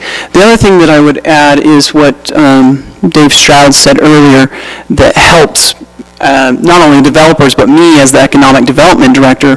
When you have regional commercial that also has the potential to be office, it makes my job easier in trying to find those other additional revenue sources for the city. However, when it's strictly office, then you limit our ability more to do that. And so I'm just saying that more as a food for thought. I'm not necessarily leaning more one way or the other. Again, that's the decision for recommendation by the commission as well as decision by the council. But those are a couple thoughts that I thought would be important to add in as you're evaluating all these things. May I answer that a little bit? I know of a doctor right now who is looking to, he's outgrowing his office and he wants to build a standalone office. He's been looking for quite some time. He wants good frontage, visible frontage. As a real estate, a past real estate agent, I know that the price, if when you have regional commercial land, the price of it goes up tremendously, and it doesn't for office.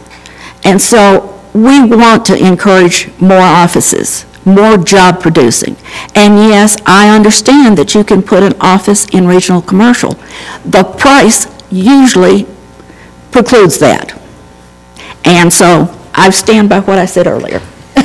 And I'd like to also reiterate that cities will build commercial into large swaths of their downtown areas or their city center areas, and then later go back and want to put residential into it. And so why not do it right to begin with? And the other thing is, many, like if we look at Harriman and many other places where a lot of offices are going in, they have offices, meaning they're like startups. There are a lot of companies that have a little bit of manufacturing, cleaning products, things like that. There are no doctors' offices there. The doctors' offices are where the people are. And so, sorry, I don't know your name. Sorry about that. As David was saying, I think what he's, I'm not going to put words in your mouth, but I could understand what you're saying in that if you just call it office, then it seems, at least in Utah, at least to attract offices like businesses, but not the kinds that serve the public, but rather they are like corporations that serve other, like a B2B type of thing. I mean, all over West Jordan, out further west along Mountain View corridor, there are all kinds of offices like that, all kinds of businesses like that, but there are no doctors, there are no dentists, there are none of those because they don't serve the general public. Those are all places where people go to work, which is great and everything, but that's the only kind of office. Whereas if we call it regional commercial, then we could have dentist offices, we could have we could have restaurants, we could have all those other things where people do come, and that's where the doctors want to have their offices. It might be a little bit more expensive, but that's where the people are. Well, let's not forget there's 2 hospitals coming in, like, yeah, stone's throw away. Different. Hospital becomes a regional. I mean, helicopters fly to hospitals, but sure, but I mean, you often see doctors' offices next to hospitals. And Harriman has hospitals as well. But again, when you call it only office, then look at what are actually in those office areas that they've built. I mean, I was there yesterday. Yesterday, there are all kinds of great new startups, new tech, names like that.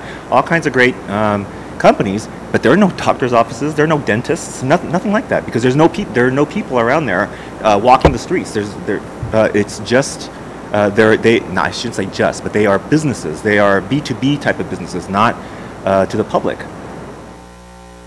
Whereas the regional commercial allows both.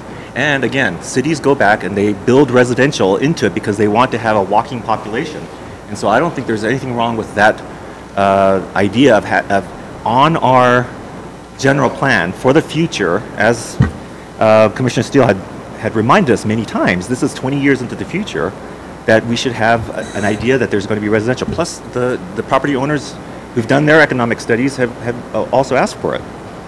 I think if I can see it from both of your sides, I think if we put it as commercial, whether it's residential or, any other kind of commercial, we have made changes here in this body, us, recently, for an LDS church around Ring Road. We changed from one commercial to another.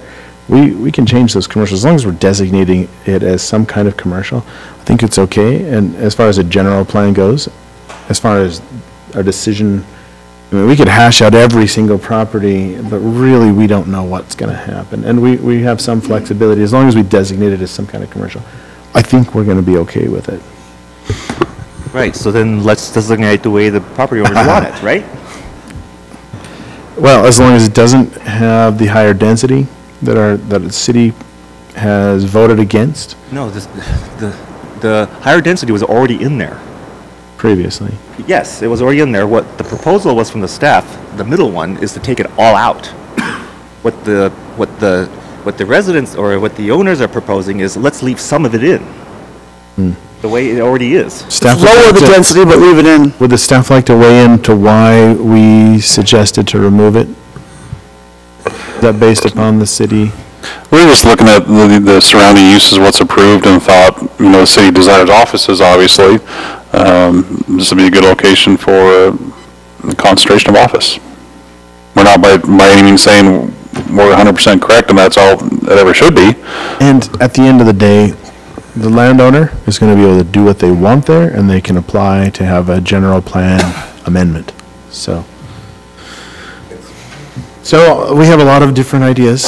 We'll just have to figure out one that works, and we can move forward, because really nobody's coming in to record anything tonight. So we can flip a coin, we can vote. Can I make a motion for it? We could do, anybody could I'll make a motion. Or we could just discuss it. The motions, Okay. really, they're more formal. Okay. Is there anything else that we need to look at? Well, let's look at that property specifically, and let's get a consensus. So okay? for me, I'm good with the general map the way it is, with the exception of accepting the landowner's third option. So you're saying to accept the third? option? Accept his third option to be adopted into the land use map. You do want the? Yes. Increasing the high density by? It's increasing high density, but lowering the overall density. You're saying accept everything else, right? All the Except all the rest of the changes that the city's proposed, including the third option right there from the landowner. That's where I'm at. Okay. Commissioner Steele? I can't support it. I support them. Because it lowers the density overall for me. Well, what nobody is taking into consideration is just around the corner, we have a planned community that is actually, has at one time planned for high density right near there. And they can do that, and we may not need any more. In fact, I've heard that one of our big builders had proposed a certain number of units, and they're talking about backing off because they don't think that there's the need for it. Where's the area you're talking about?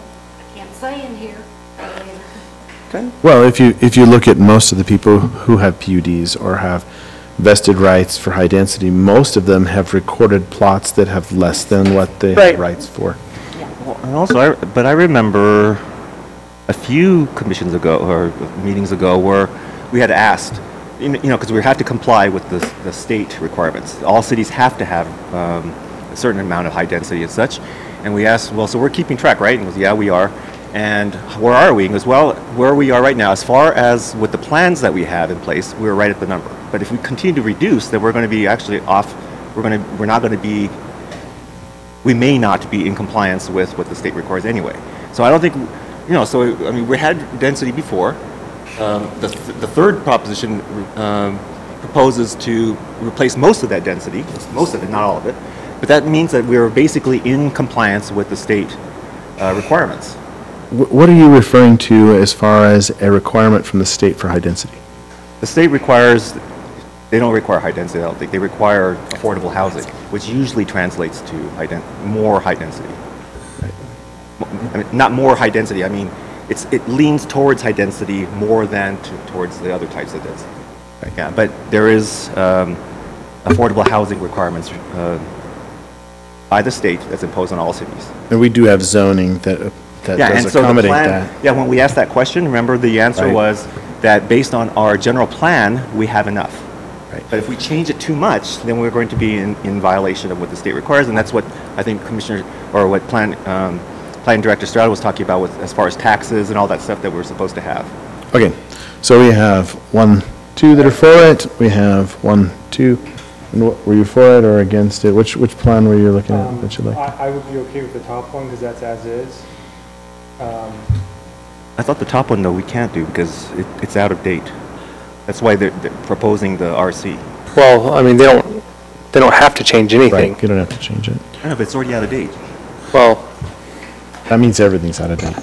And the top one's got roads cutting through it that weren't there when it was, yeah, I mean, when that land use map was created, those roads weren't there. Hold on a second, go ahead. David. While you were talking, I just tried to run some quick numbers. So at the max density, the medium, and the high on the top map, I figure you're probably about 300 units an acre, or excuse me, 300 units total, based on the acreage and the max density allowed in the HDR and the MDR.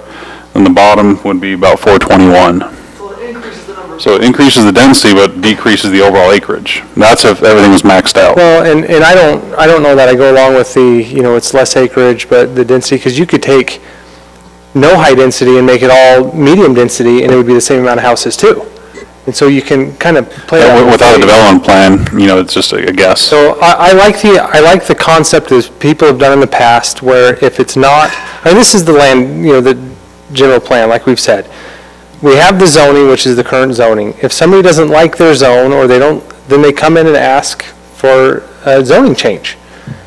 But I am leery about giving the impression or the message to developers that, yes, the city wants this to be high density because it's it's on this plan, even though it doesn't really, it's just a guidance document, because in the past, when it's been on we've looked on this general plan, and it's, I think, helped influence some of that decision. And so anything that's additional high density, regardless of whether it's, spread out or consolidated, and it's lower things or higher, I would be against that.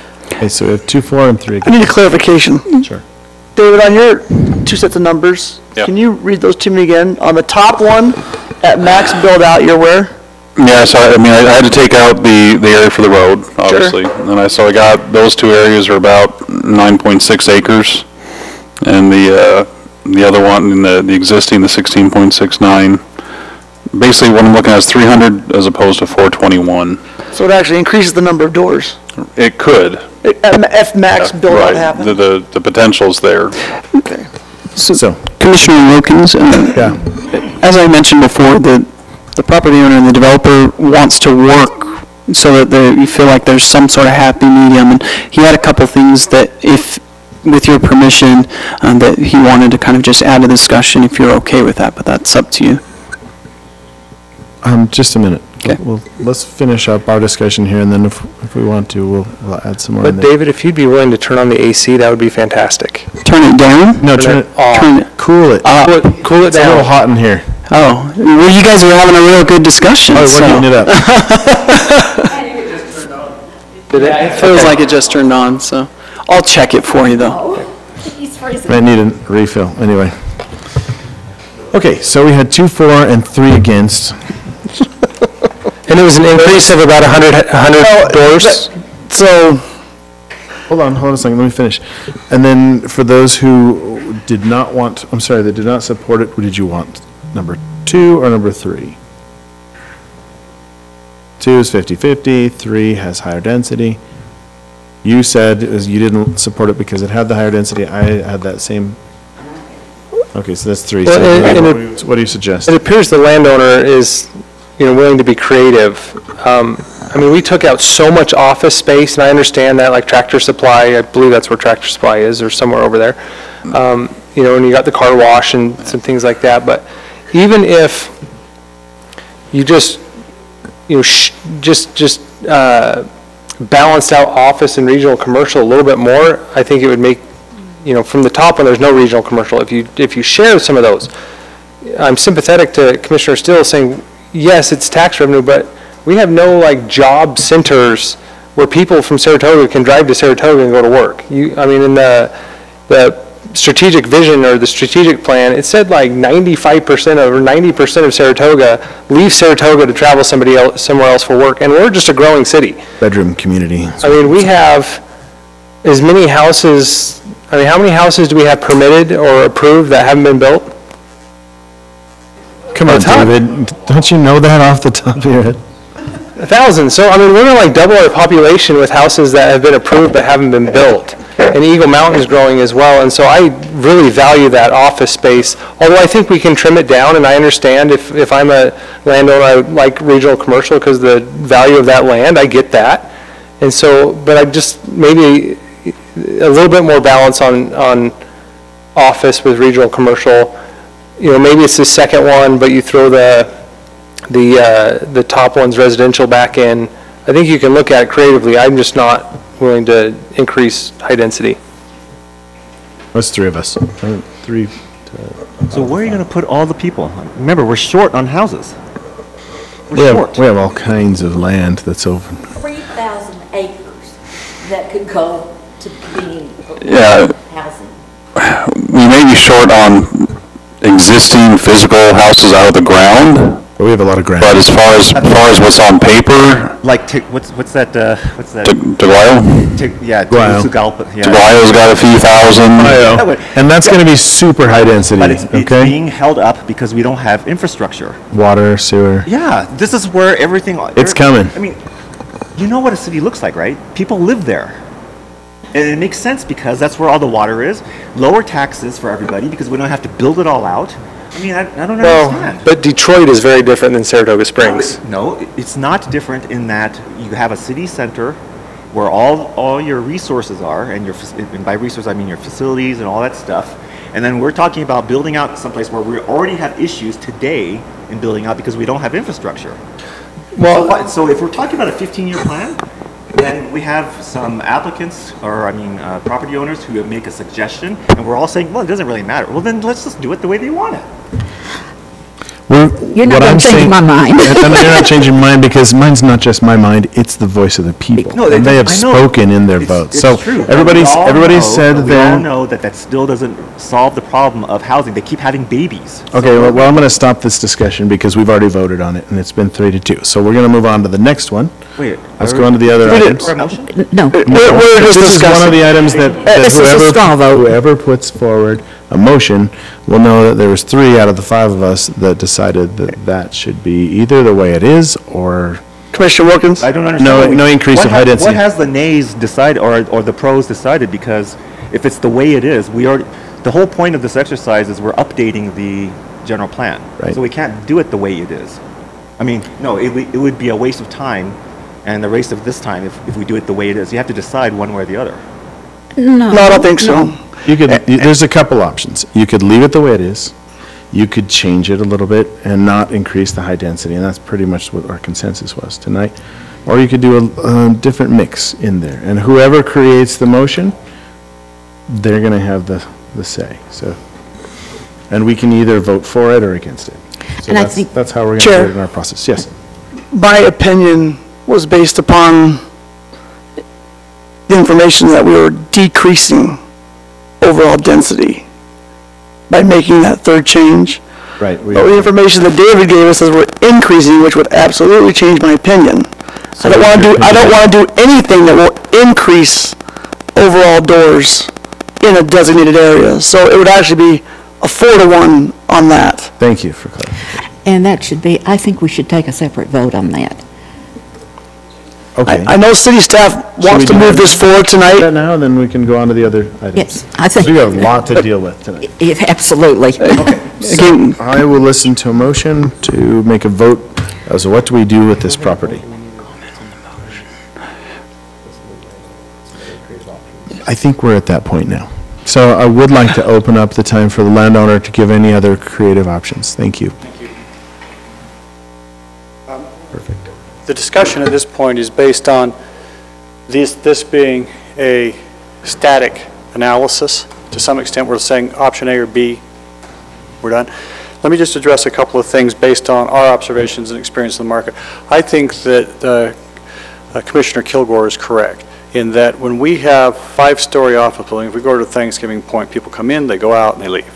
We don't get that kind of retention. They don't necessarily stay for dinner. Their families aren't in this area. We don't get that kind of commerce and that duplicity of engagement in the community, right? So that's one of the reasons we want to bring that residential element in and share this. But our experience, like if we go over into American Fork and the Meadows, we built the area there where Deseret Book is and Petco, PetSmart, excuse me, just doing a Petco deal somewhere else. And on the front of that area that faces State Street, we had an orthodontist that came out of Oklahoma State University, and he went to buy a practice, but the purchase failed, and he says, I've got to hang my shingle out and get to work. He hangs his shingle out and goes to work. And what he found was that in his first year, he exceeded his 5th-year projections for his revenues. And the reason is because parents were dropping their children off or having their braces tweaked while the mom ran over to Walmart. He had a little buzzer. He'd buzz them. This is before we had, text messaging on our cell phones as easily as we do today. And it's that duplicity of trip. Get all the services there. We're finding that there's an escalating demand for local level services, for dental, for orthodontic, for optometric, for all of these kind of things that don't fit into the hospital environment, do fit into the commercial environment, and they don't fit into 5-story office buildings. It's an intimate kind of local service that increases that. I appreciate Commissioner Steele's concern for revenues.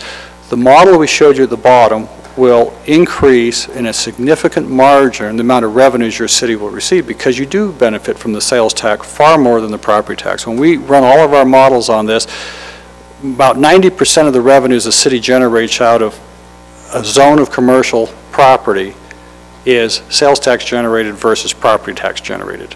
And so if you want to capture that, you want to maximize the opportunity to have the types of facilities that will engage in commerce with the tenants, not just employment, but you get both with the retail properties, right? So those are just a couple of thoughts. With IHC and the University of Utah coming in, we have an element of employment that's entering this market that hasn't existed here before, okay? And we think that we want a residential base for people who are the technicians and the nurses and all of the other service providers in those employment centers to be in proximity, be able to walk to lunch, walk to work, and be able to stay in this environment for engaging in commerce, consumptions of goods and services, entertainment, etc. So if we look at if we could pull that proposed plan up, I recognize your concern about residential density. There's a couple of options here. If you take the 10.5 acres that's in the north corner, let me go back to one thing that Dave Johnson had suggested also. In many communities, they will not zone, well, California, wherever retailers are doing business, they will not zone uses that don't conform with their general plan. It's viewed as a battle where general plans have to be a predicator of what zones will be allowed. Now, you're suggesting to me that that's not the case in this city, is what I'm hearing tonight. There is flexibility here. What? Our state is different than California. Yeah. And so we bring people in from, their corporate offices or wherever, and everybody's looking for that pattern, and it encourages their commitments to come and engage in commerce in your city. But if we took that 10.5 acres, and if you're saying that we don't want to increase density, roll that down to medium density if we want to go residential. Alternatively, if you really want to emphasize office, let's roll that into office. We're looking at we're at a point where within 5 to 7 years, we believe that we can roll this whole plan out and have it in place, and you'll have all the benefits. I could show you some concept plans that kind of goes beyond the mark tonight. We can deal with those in future meetings when we're dealing with zoning, but we can adjust the density on residential if that's the concern. We're not hung up on that. We see the commerce opportunity with the regional commercial to be the driver here, and a lot of these things kind of sort themselves out. And as the plan develops and as it starts to unfold, you're going to see the things you like. You want a little more, a little less. We're going to deal with those as we zone these incrementally. We're not going to zone the whole 120 acres in one pass. We're going to probably start on the Redwood Road side and start zoning along, and then we will develop this in a way that is consistent with your vision for your city. But I would like to encourage you to make corrections to the plan that still maintain the general concept so that the major retailers we're working with catch a vision of what the Planning Commission supports and hopefully what the City Council will support, so they see that they fit in and they're not next to an alfalfa field or at the end of the road, that they get a vision of your progressive thinking and how you want to integrate your communities, put consumers in proximity to the distribution point of goods and services, and have enough office support to be able to create that duplicity in the marketplace. Is that? So let me summarize. Your concession is that in the top left corner where you have the 10.5 acres of high density proposed, that you would switch that to office? Yeah. What you're saying? As you've been discussing, this is a general plan. We recognize that whatever we do tonight will probably change before it's built. Okay. But what we do want is a model of our mutual perspective and how we can evolve so we can get this thing started. The 89.25 acres is really important to be regional commercial.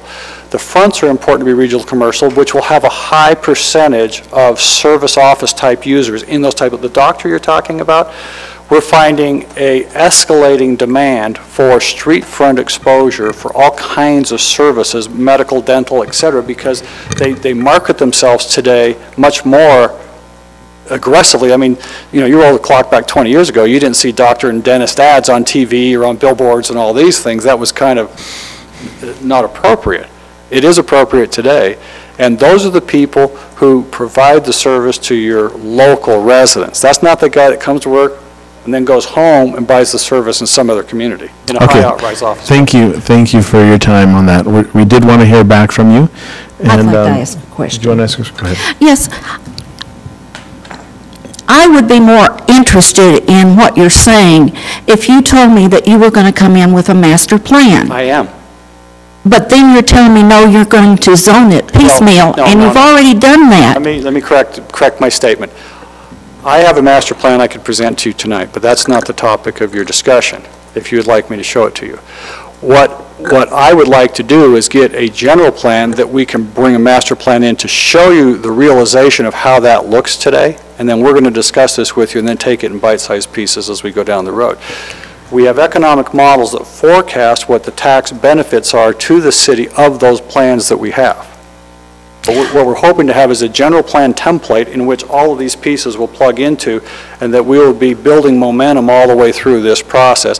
And then we'll be zoning incrementally when we're prepared to present site plans with specific tenants who are prepared to take space within those units. I think that's great, but until we see it, I'm not going to buy a pig in a poke. Do you want to see it tonight? No, it's not on the agenda. Thank you for your feedback. We are going to close that time, but thank you for providing us more information. We will get more into detail. We're more on a high level. All right. So what I would like to encourage you to do is make modifications, embrace as much of this as is acceptable to you, and modify pieces that would be necessary for you to give us some clear direction that we can take to City Council. Thank you. I just want to emphasize, I think the main thing is, if they're willing to make that 10.5, I think that helps in some ways go back to what some of the discussion was about density increasing versus decreasing. So that's just something to keep in mind, that, and they can put together another one of those to provide when it goes to council, but. Oh, I know, that's the one place we got. You can say it. Go ahead, say it. We'd be giving up one of the areas that has the most potential for business parks, office buildings, and I'm still not willing to do that. Now, eventually, when you come in, if you can show, you know, that you're taking, I would like to see some office with street frontage, which you're not proposing, and so I still stay by what I have said. To Commissioner Chapman, the 53 I can't read it, the red in number 2, that was what was also zoned as office, and the uses there are commercial. So it's kind of showing what is. Now, I don't know, is any of the... Clarification, it's zoned commercial. It's zoned... Not zoned office. Well, it was... Right. This area here, you said it was zoned office. Oh, I'm sorry. Just so we have, because it's zone and land use, we get, we all get that On the kind of map, confused. it shows as office. And we did need to correct that because of the uses that are already there. And we thought that that was necessary to show what's there. Now, what I would ask you, is any of that acreage not already in use? Lengthwise? That's the general plan, we turn on the zone.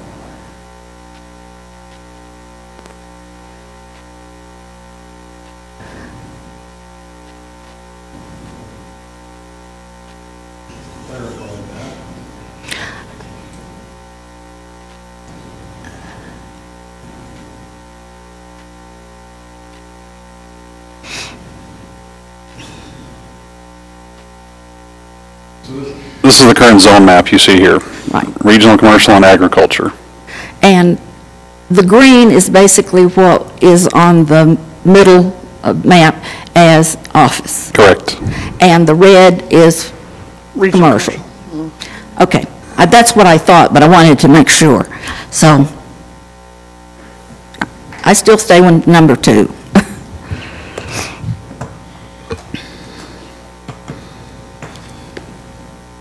Which one? Go back to that other map, David. So the area in question is not that little, so their land is not, okay, obviously it doesn't extend. Yeah, this is all their property through here.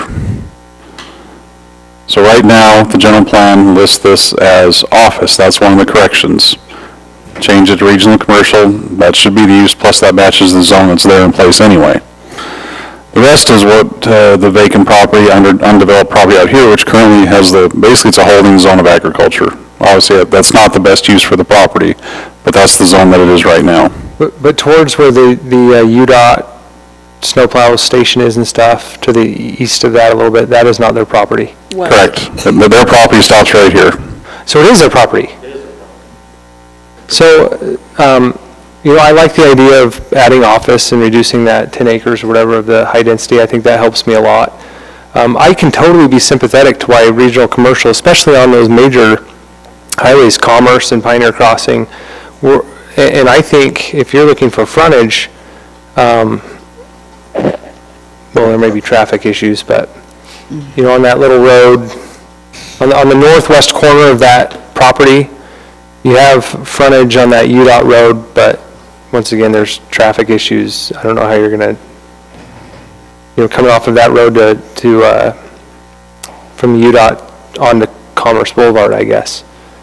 If you're looking for office frontage, to me, that's a more likely spot than on Commerce going to Pioneer Crossing. I don't know that made any sense, so I'll just drop that.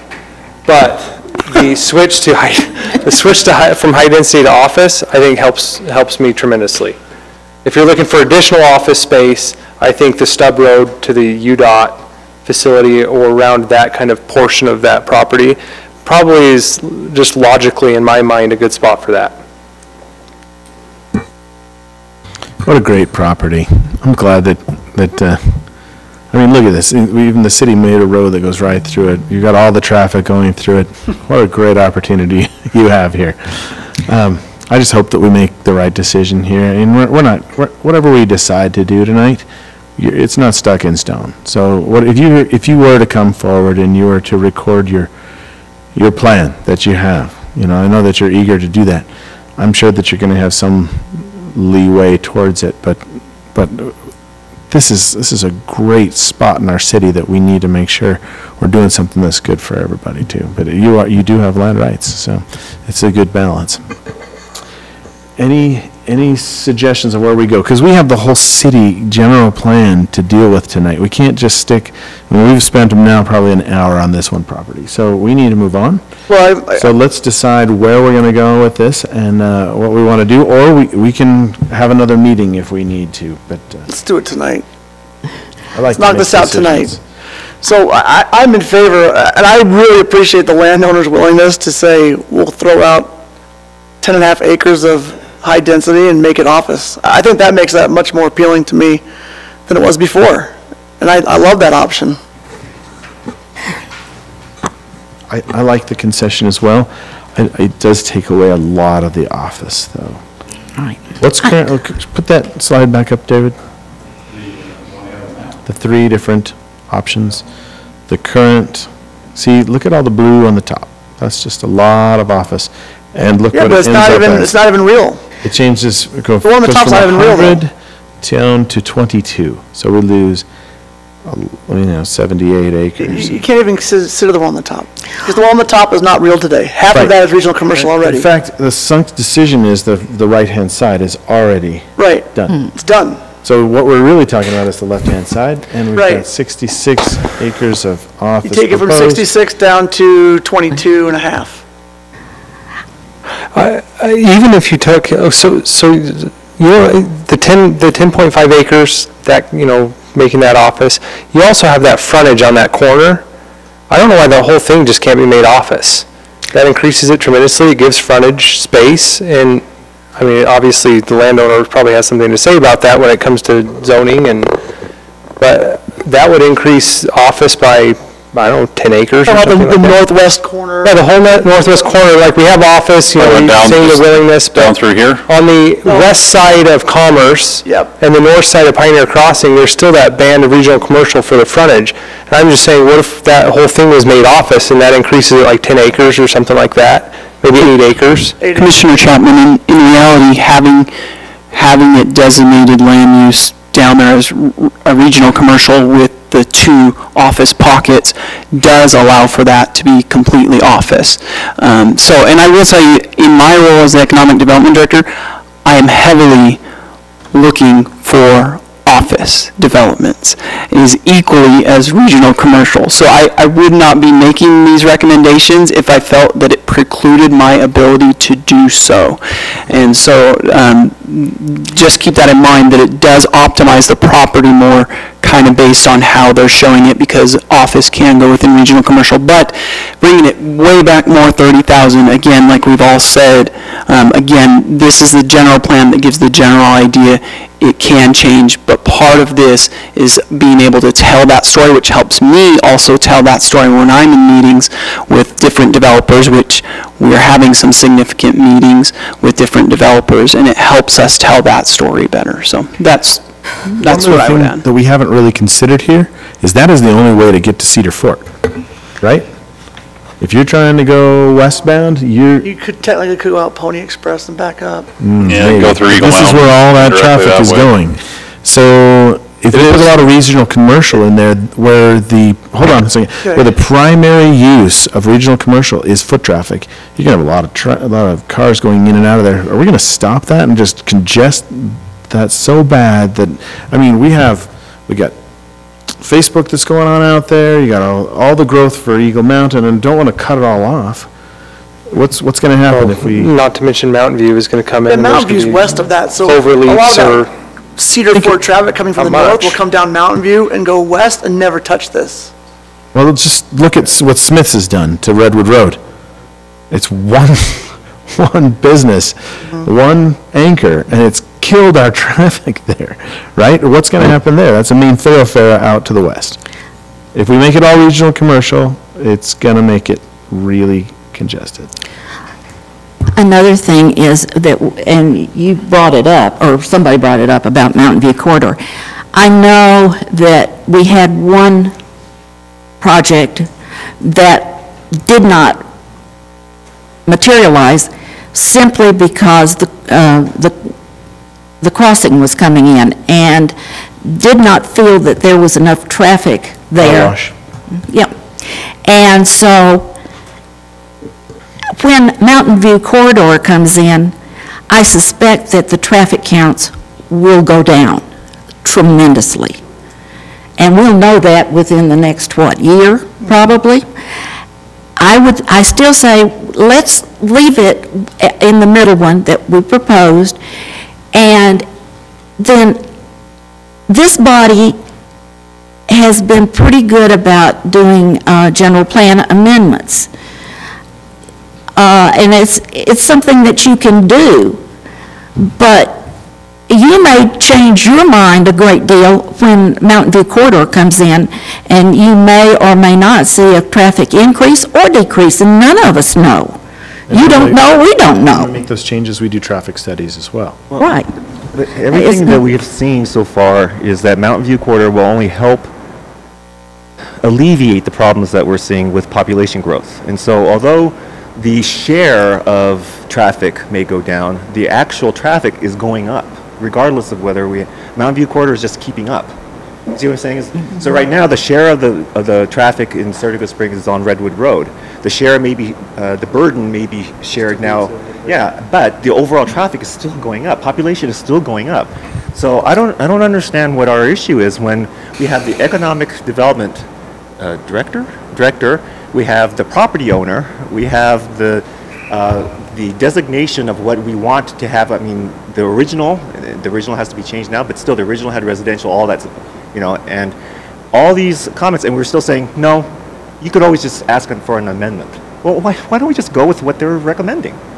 Okay, so we have... Again, they could always change it. So we have two options on the table that have been suggested. The middle one and the bottom one with the additional 10.5 acres of office. We're going to move on, so let's take a vote really quick. Middle or bottom with the office on the left-hand side? Are you saying vote just a Just voice us. vote? Just us. Oh, okay. Informal. Because I would like, if we do, when we make the motion, I would like to separate. Let's do I that. don't But want let's find out what we decide on right now, so we know. Okay. Okay, so how do you feel about middle or the bottom one? Bottom with the change to office. Okay, The middle one. okay, middle. I could go with either. Middle, probably more preferential, because they can always come back and ask for high density. And the bottom one. Okay, so at least we know what the consensus is. We're moving on now. Can we get that in a motion? We can do that once the motion is made, and we can separate that out. Okay. Okay? Okay. I just thought these people might want to go home. We need to move on. Okay. Any other items that we need to discuss on the general plan? Proposal. I do not. Okay, good. I can't get mine to Are come we up. there? I think we're there. I'm going to entertain a motion. I will make a motion to, oh man, I don't even know, to adjust the general plan to the middle box is shown on, That would actually you could just make a motion that, if that's your motion, you can make the motion to accept the whole general plan as staff has presented. The middle Because is the that one is as staff has presented. very true. I make a moment to accept the general plan as presented with the exception of, You could call that number 31, 31. and you would then recommend, Sorry, maybe not 31. I should have been more prepared. Okay.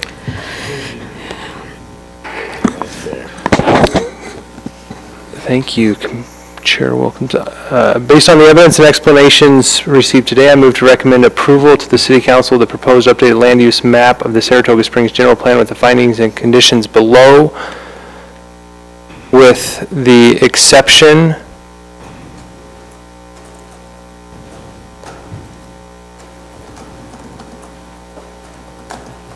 with a suggestion, a recommendation that staff review the mixed waterfront land use map to provide a buffer on Redwood Road. Okay, let's go back for a second here. You're doing the whole plan with, which one on the screen here?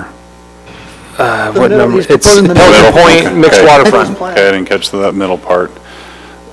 So as proposed by staff, with the exception of the mixed waterfront going to Pelican Point and due north of that.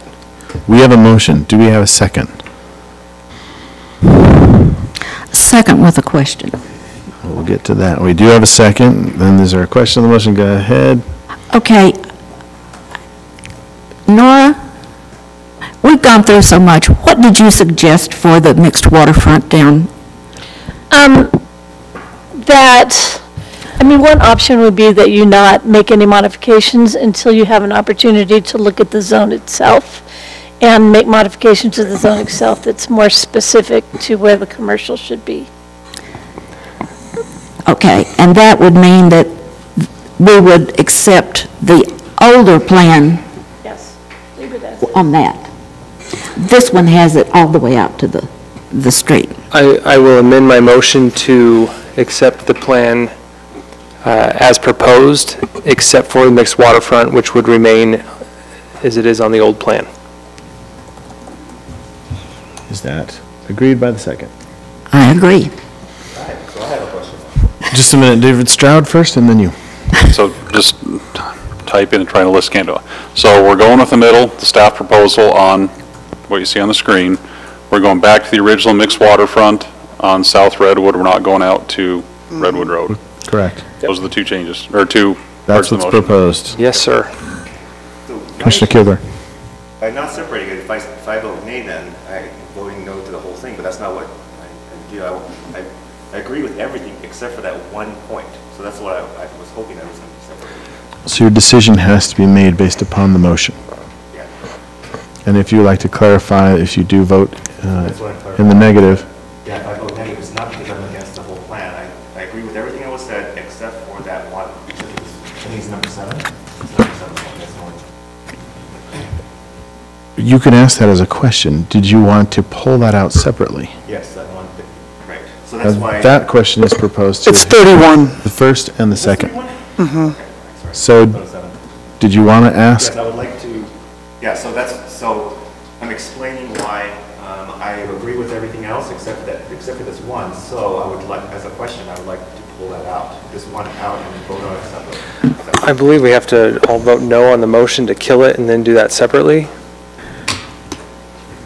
No, so I'm asking a question. There is a motion on the table, just a second. He's asking if you could amend the motion that you would pull out number 31 separately, and that we would make that a separate motion.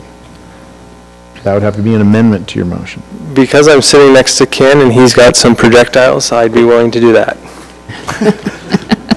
Is the second amenable to removing item number 31 from the motion? Yes. And voting on a second? Okay. All in favor? Aye. Any opposed? Okay, I'll entertain a second motion. I don't have a motion in the packet to read, but I will make a motion that we make a change to the general plan map to reflect the landowner request of the third option, with the exception of changing the 10.5 acres to office. And that's for condition, or for specific request number 3. Just a minute. Yes, We have a 31. motion. Yep. Do we have a second? Second. We have a second. Is there a question on the motion, Ken? Sorry about that, yeah. I think, just to clarify that this was for the specific request 31. Correct. And the third option. The third option with the change that the landowner recommended of changing the 10.5 acres of high density to office, which reduces the general plan density considerably. Okay. Any other questions on the motion?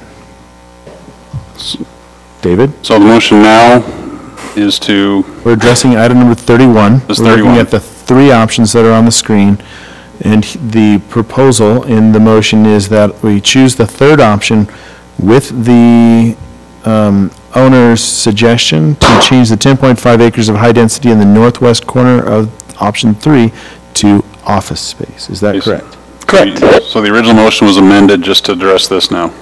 This is a second motion addressing item number 31 only. What was the First motion was all the general plan except for item 31. Okay, and I'm just typing so that, With the Redwood Road, With the the- original with two changes. open point.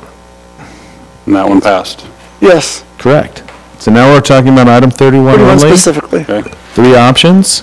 It's proposed that we adopt the third option with the change to the northwest corner to become office space in the 10.5 acres. Okay. Everybody got that? Okay. All in favor? Aye. Aye. Any opposed? Nay. Nay. Sorry. Ken. We did have a second. Okay, did you get who was aye and who was nay? Actually, no. 3-2. It went 3-2.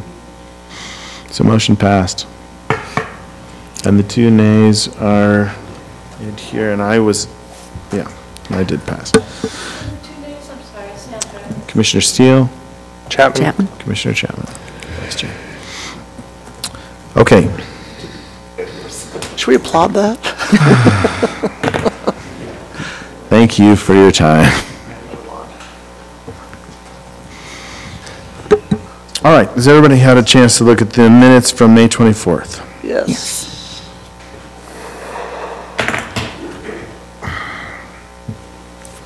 So is it inappropriate to move that Commissioner Stroud buy us all milkshakes after the meeting? No, I think we owe him one. Director. Let's wait till the budget year. Oh, so fun. I move that we approve the minutes of May 24th, 2018. We have a motion, do we have a second? Second. We have a second. Any question? All in favor? Aye. I was not there. I abstained from the vote. Reports of action. Working on that now. So we'll do that, and then we'll get that turned into city council. Okay, commission comments? I went to the Fat Cats groundbreaking. It was pretty fun. Didn't know they had broken ground. Broke ground Tuesday. They have a 12-month build schedule. Hopefully kick off at the Splash next year. Nice. It's fast. Well, I will, you know, my big pet peeve is snipe signs.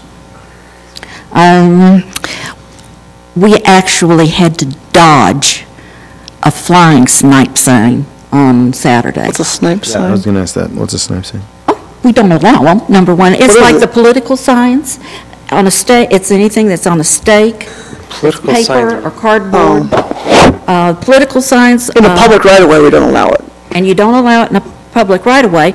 And so for one to come flying across and nearly hitting us, it was in the, Did it come out of a residential yard, or? no. You don't they- know? It was, I think it was in the right-of-way, but I'm not sure. I can because tell it came you, up for the groundbreaking, several city council members asked staff to address those. Yes, Whoosh. and they took them down, and then they came right back. Okay. And now they were taken down again Monday. We have 3 or 4 back. You should take note of whose sign it was and vote for the other person. Honestly, it came by so fast. I guess is they were red, white, or blue. We swerved, and I didn't see whose it was or what it was, but it brings to my attention that they can become deadly projectiles. If there had been a bicycle or a motorcyclist beside us, they could have been hurt very badly or killed. So we do need to watch those. All right, director's report.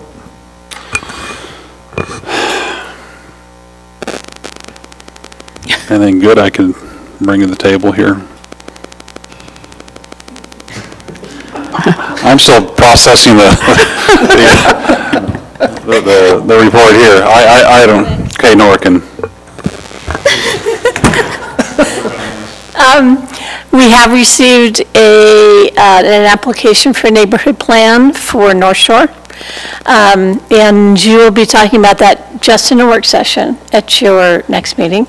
We have also received a community plan application for Jordan Promenade, which is the Oakwood property. And again, you will be we'll talk about that in a work session at your next meeting as well. We will also be looking at a rezone for the North Shore development that was already in the city limits and was not included in the annexation. The annexed area is already zoned mixed residential as a function of the annexation agreement. The area outside of that is still within the development is zone ag. So they have requested that that area be zoned to mixed residential, and that'll be on your agenda for public hearing next time as well. I had actually a question. So that, what is that again? That development, Tegucigalpa, it's the... Tiguayo. Tiguayo, okay. So Tiguayo, was it? I don't know how I got Tiguayo from Tiguayo. Figure that out. I don't know why. There it is. What is it? Is it Tex-Mex? What is it? No. Teguayo. Teguayo, okay. It means something Yeah, I'm sure it does. in Native American, and I don't know what it is off the top of my head. It's an Indian name. Yeah, it's an Indian name. It's, Here you go. I think Mark Christensen at one time, a few meetings ago, had said that there's so much development, there are going to be so many residential units built there that it's almost as much as we currently have today. Was that a hyperbole, or? I don't recall. Look at the map, it's smaller than the rest of the city, but. You can. Yeah, but it's pretty dense. I couldn't tell you off the top of my head, but we certainly could report back on that at your I think next that's on meeting. the city website it's an approved plan in the city Something like website. 4,000 residents or something. Something like that, yeah. And I think he said it was more than all the residences we have. Well, no, that in the wouldn't rest of be the more city than all the combined. That's what he had residences. said, so that's why I was wondering if it's Well, hyperbole. you know why we didn't want more high 416. density. No, but the thing is, if that's going to happen in the southern part of the city, so we have to have more regional commercial and all those things in the south part of the city, rather than worrying about 1 acre lots and, That things like plan does has some mixed include use. a fair amount of commercial in it. Okay. So it's really a mixed use, That lots entire of plan is on the city website approved. different density and different commercial uses. But certainly, I mean, North Shore is 1,100 units, Oakwood is 1,300 units. I mean, So it's hyperbole, probably. yeah. But now, the city center plan, that's a whole different ballgame. It's 15,000 residential units, and if you multiply by 4, Yeah, it's a lot. Without objection, we adjourn. oh, no, we've got to do the report of action. He said he was working on it. Yeah, He's working on it. yeah, We'll have to have a motion, won't we? yes. Unadjourned. It's been a rough night. Aren't we also going to hear Transportation Center or Transportation General Plan next week, our next meeting? I think it's tentatively scheduled, is it? It's Yeah, it's noticed. Yeah, I plan on bringing that on the 28th. Okay. Are we going to have Promenade also? Now, that hadn't been noticed. Session only, work session only. Well, I'm going to look, I got a notice, I think, that North Shore, it's a public hearing because of the rezone. Yes. Gotcha. I have to be early on the 28th too. No, you're gonna show up. Not likely, sir. So- You can submit all of your comments previously if you'd like. Okay, let's go over, so, what's that? Oh, I was gonna read, let me save it on the server there. Let me go back over there where I can get it off that one. You won't be here, or you? I will be here, I believe. You have to leave early. What's early? Promise to get you out here by 11 o'clock. So you're going to need to leave by 7:30 at the latest, and that, you may be pushing it there. Yeah, that's fine, my family will meet there. Oh, okay. Just at the fairground. But the traffic gets kind of wicked. I can park away. Or stealing Gordon's bicycle. Get a police escort. Yeah.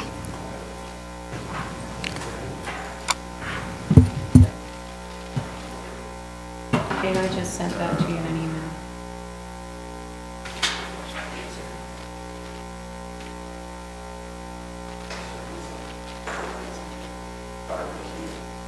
Okay. General plan, 2014, positive, staff report, here's the public comments. We've kept the public comments in from the previous one. Planning Commission discussion. If you want to read over what you got, I hopefully got most of what you said.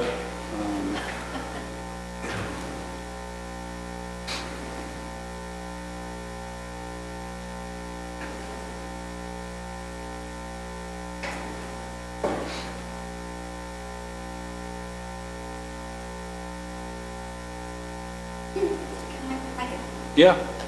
I didn't say that mixed waterfront should, How about right here? it should be located within X amount of waterfronts. It's the business, the commercial part of the mixed waterfront should be. Commercial uses in mixed waterfront? Yes. That'd be okay? Yes. And mixed waterfront, I think I said that. Yeah, he did. Well, you did now. Thank you. Sometimes you think you said something. Okay, you can remove Troy, Although he did chime in. and then on mine, there's a spelling check, I mean, whatever, it's just an and it's underlined. Given, and. Good enough. All right. All right, now the motion, so Commissioner Chapman, so we approved exception of, Thank you for cleaning up that language, by the way. hope I got it the right way here. I want to see how you split out 31. The evidence and explanations received. Can you scroll down and? Proposed, updated, and Let's do this.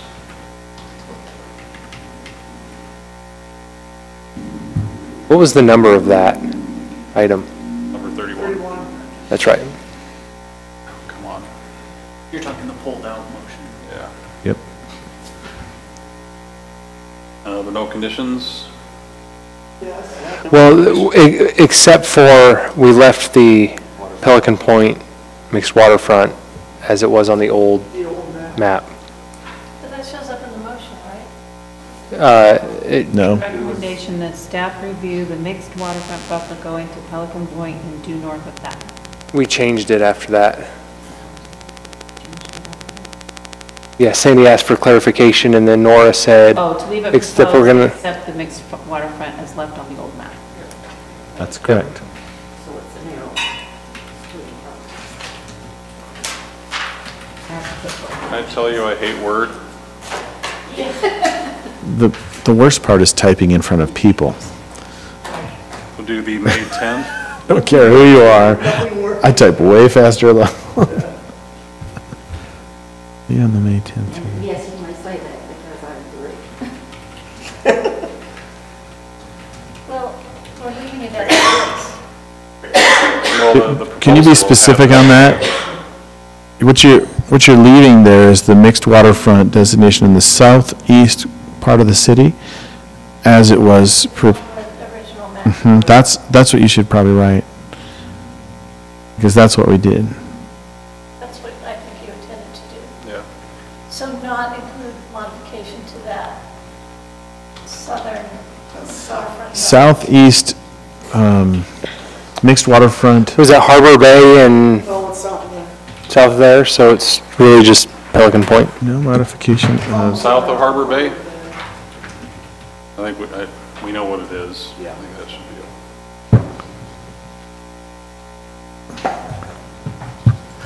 it. There you go. Okay, who seconded that then? I think I did.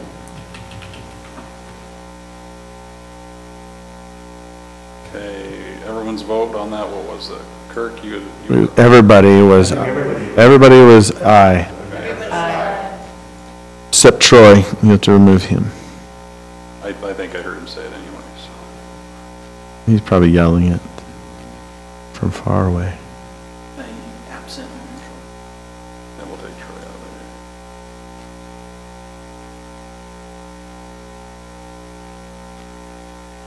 there. Motion 2.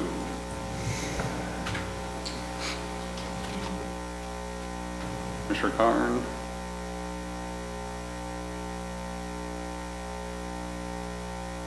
Now, this one was only item number 31. Oh, that's right, okay. So remove everything except for item 31.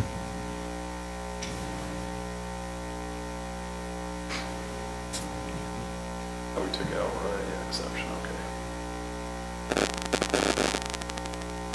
Changing, there was the third option, changing the high-density residential to In the northwest corner. the Just 10.5 acres, yeah. 1.5 acres from high-density residential to... In the northwest corner. Yeah, office. Mine's not gonna be. Still on? Still on? Don't stop watching me. Because we read it, Yeah. HDR acreage Concession, so we... to office. From Yes. high density, from high Yes. density High-density residential. residential to office.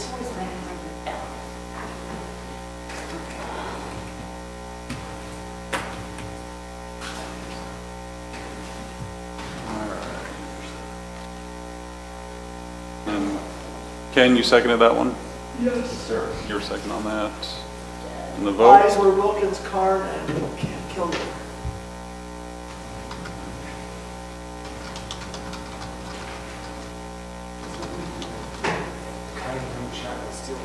So where's our other commissioner? Ken, you were an A on that? I was a aye.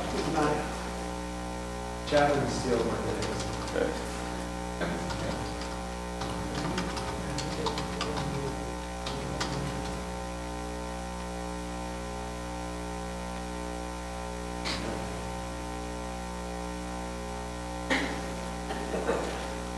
All right.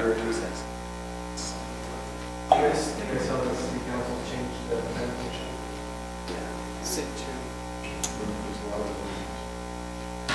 Do you know if that's on the agenda? Tuesday night?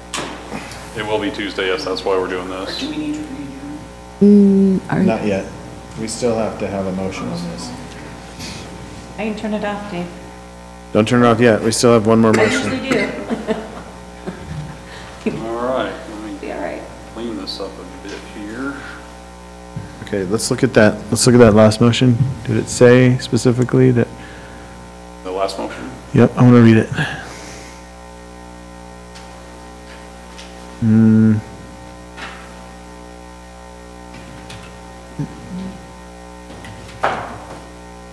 In option 3.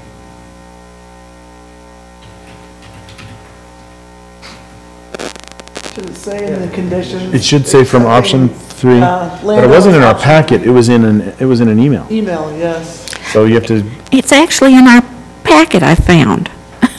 It was? Yeah. That was sent out yesterday, it wouldn't have been. It wasn't. no, it's not in the packet. It was in a separate email. It was an email. Oh, you did? Okay, the packet? Thank you. Really? Okay, I stand corrected. Don't make me think I'm saying Stand things. corrected. Okay, so you have that. That's a good distinction because Can you please distinguish that it was option 3? In the conditions? Should be in the conditions? It was in the motion. So, in under A, it should be changing the northwest 10.5 acreage from HDR to office in option 3. As shown. As shown in office Wasn't 3. in the original motion. In option 3, sorry. Should we say, I don't want That's to be right. too technical, should we say option 3 or should we say landowner proposed? That's what I was gonna Just do recommend. both. Option 3, comma, landowner That's how it proposed. says in the- It wasn't staff proposal, it was Right, landowner. landowner proposed. Okay, that's right. Good? Yeah. Yes. I'll entertain a motion. Oh, we're 2 lines on 1 page, all right. I move we accept reports of action. Not up at all. We have a motion. Do we have a second? Second. We have a second. A question on the motion? All in favor? Aye. Aye. Any opposed? Motion passes unanimously. Without objection, we adjourn. Thank you for being slow to vote one time. You said you were thinking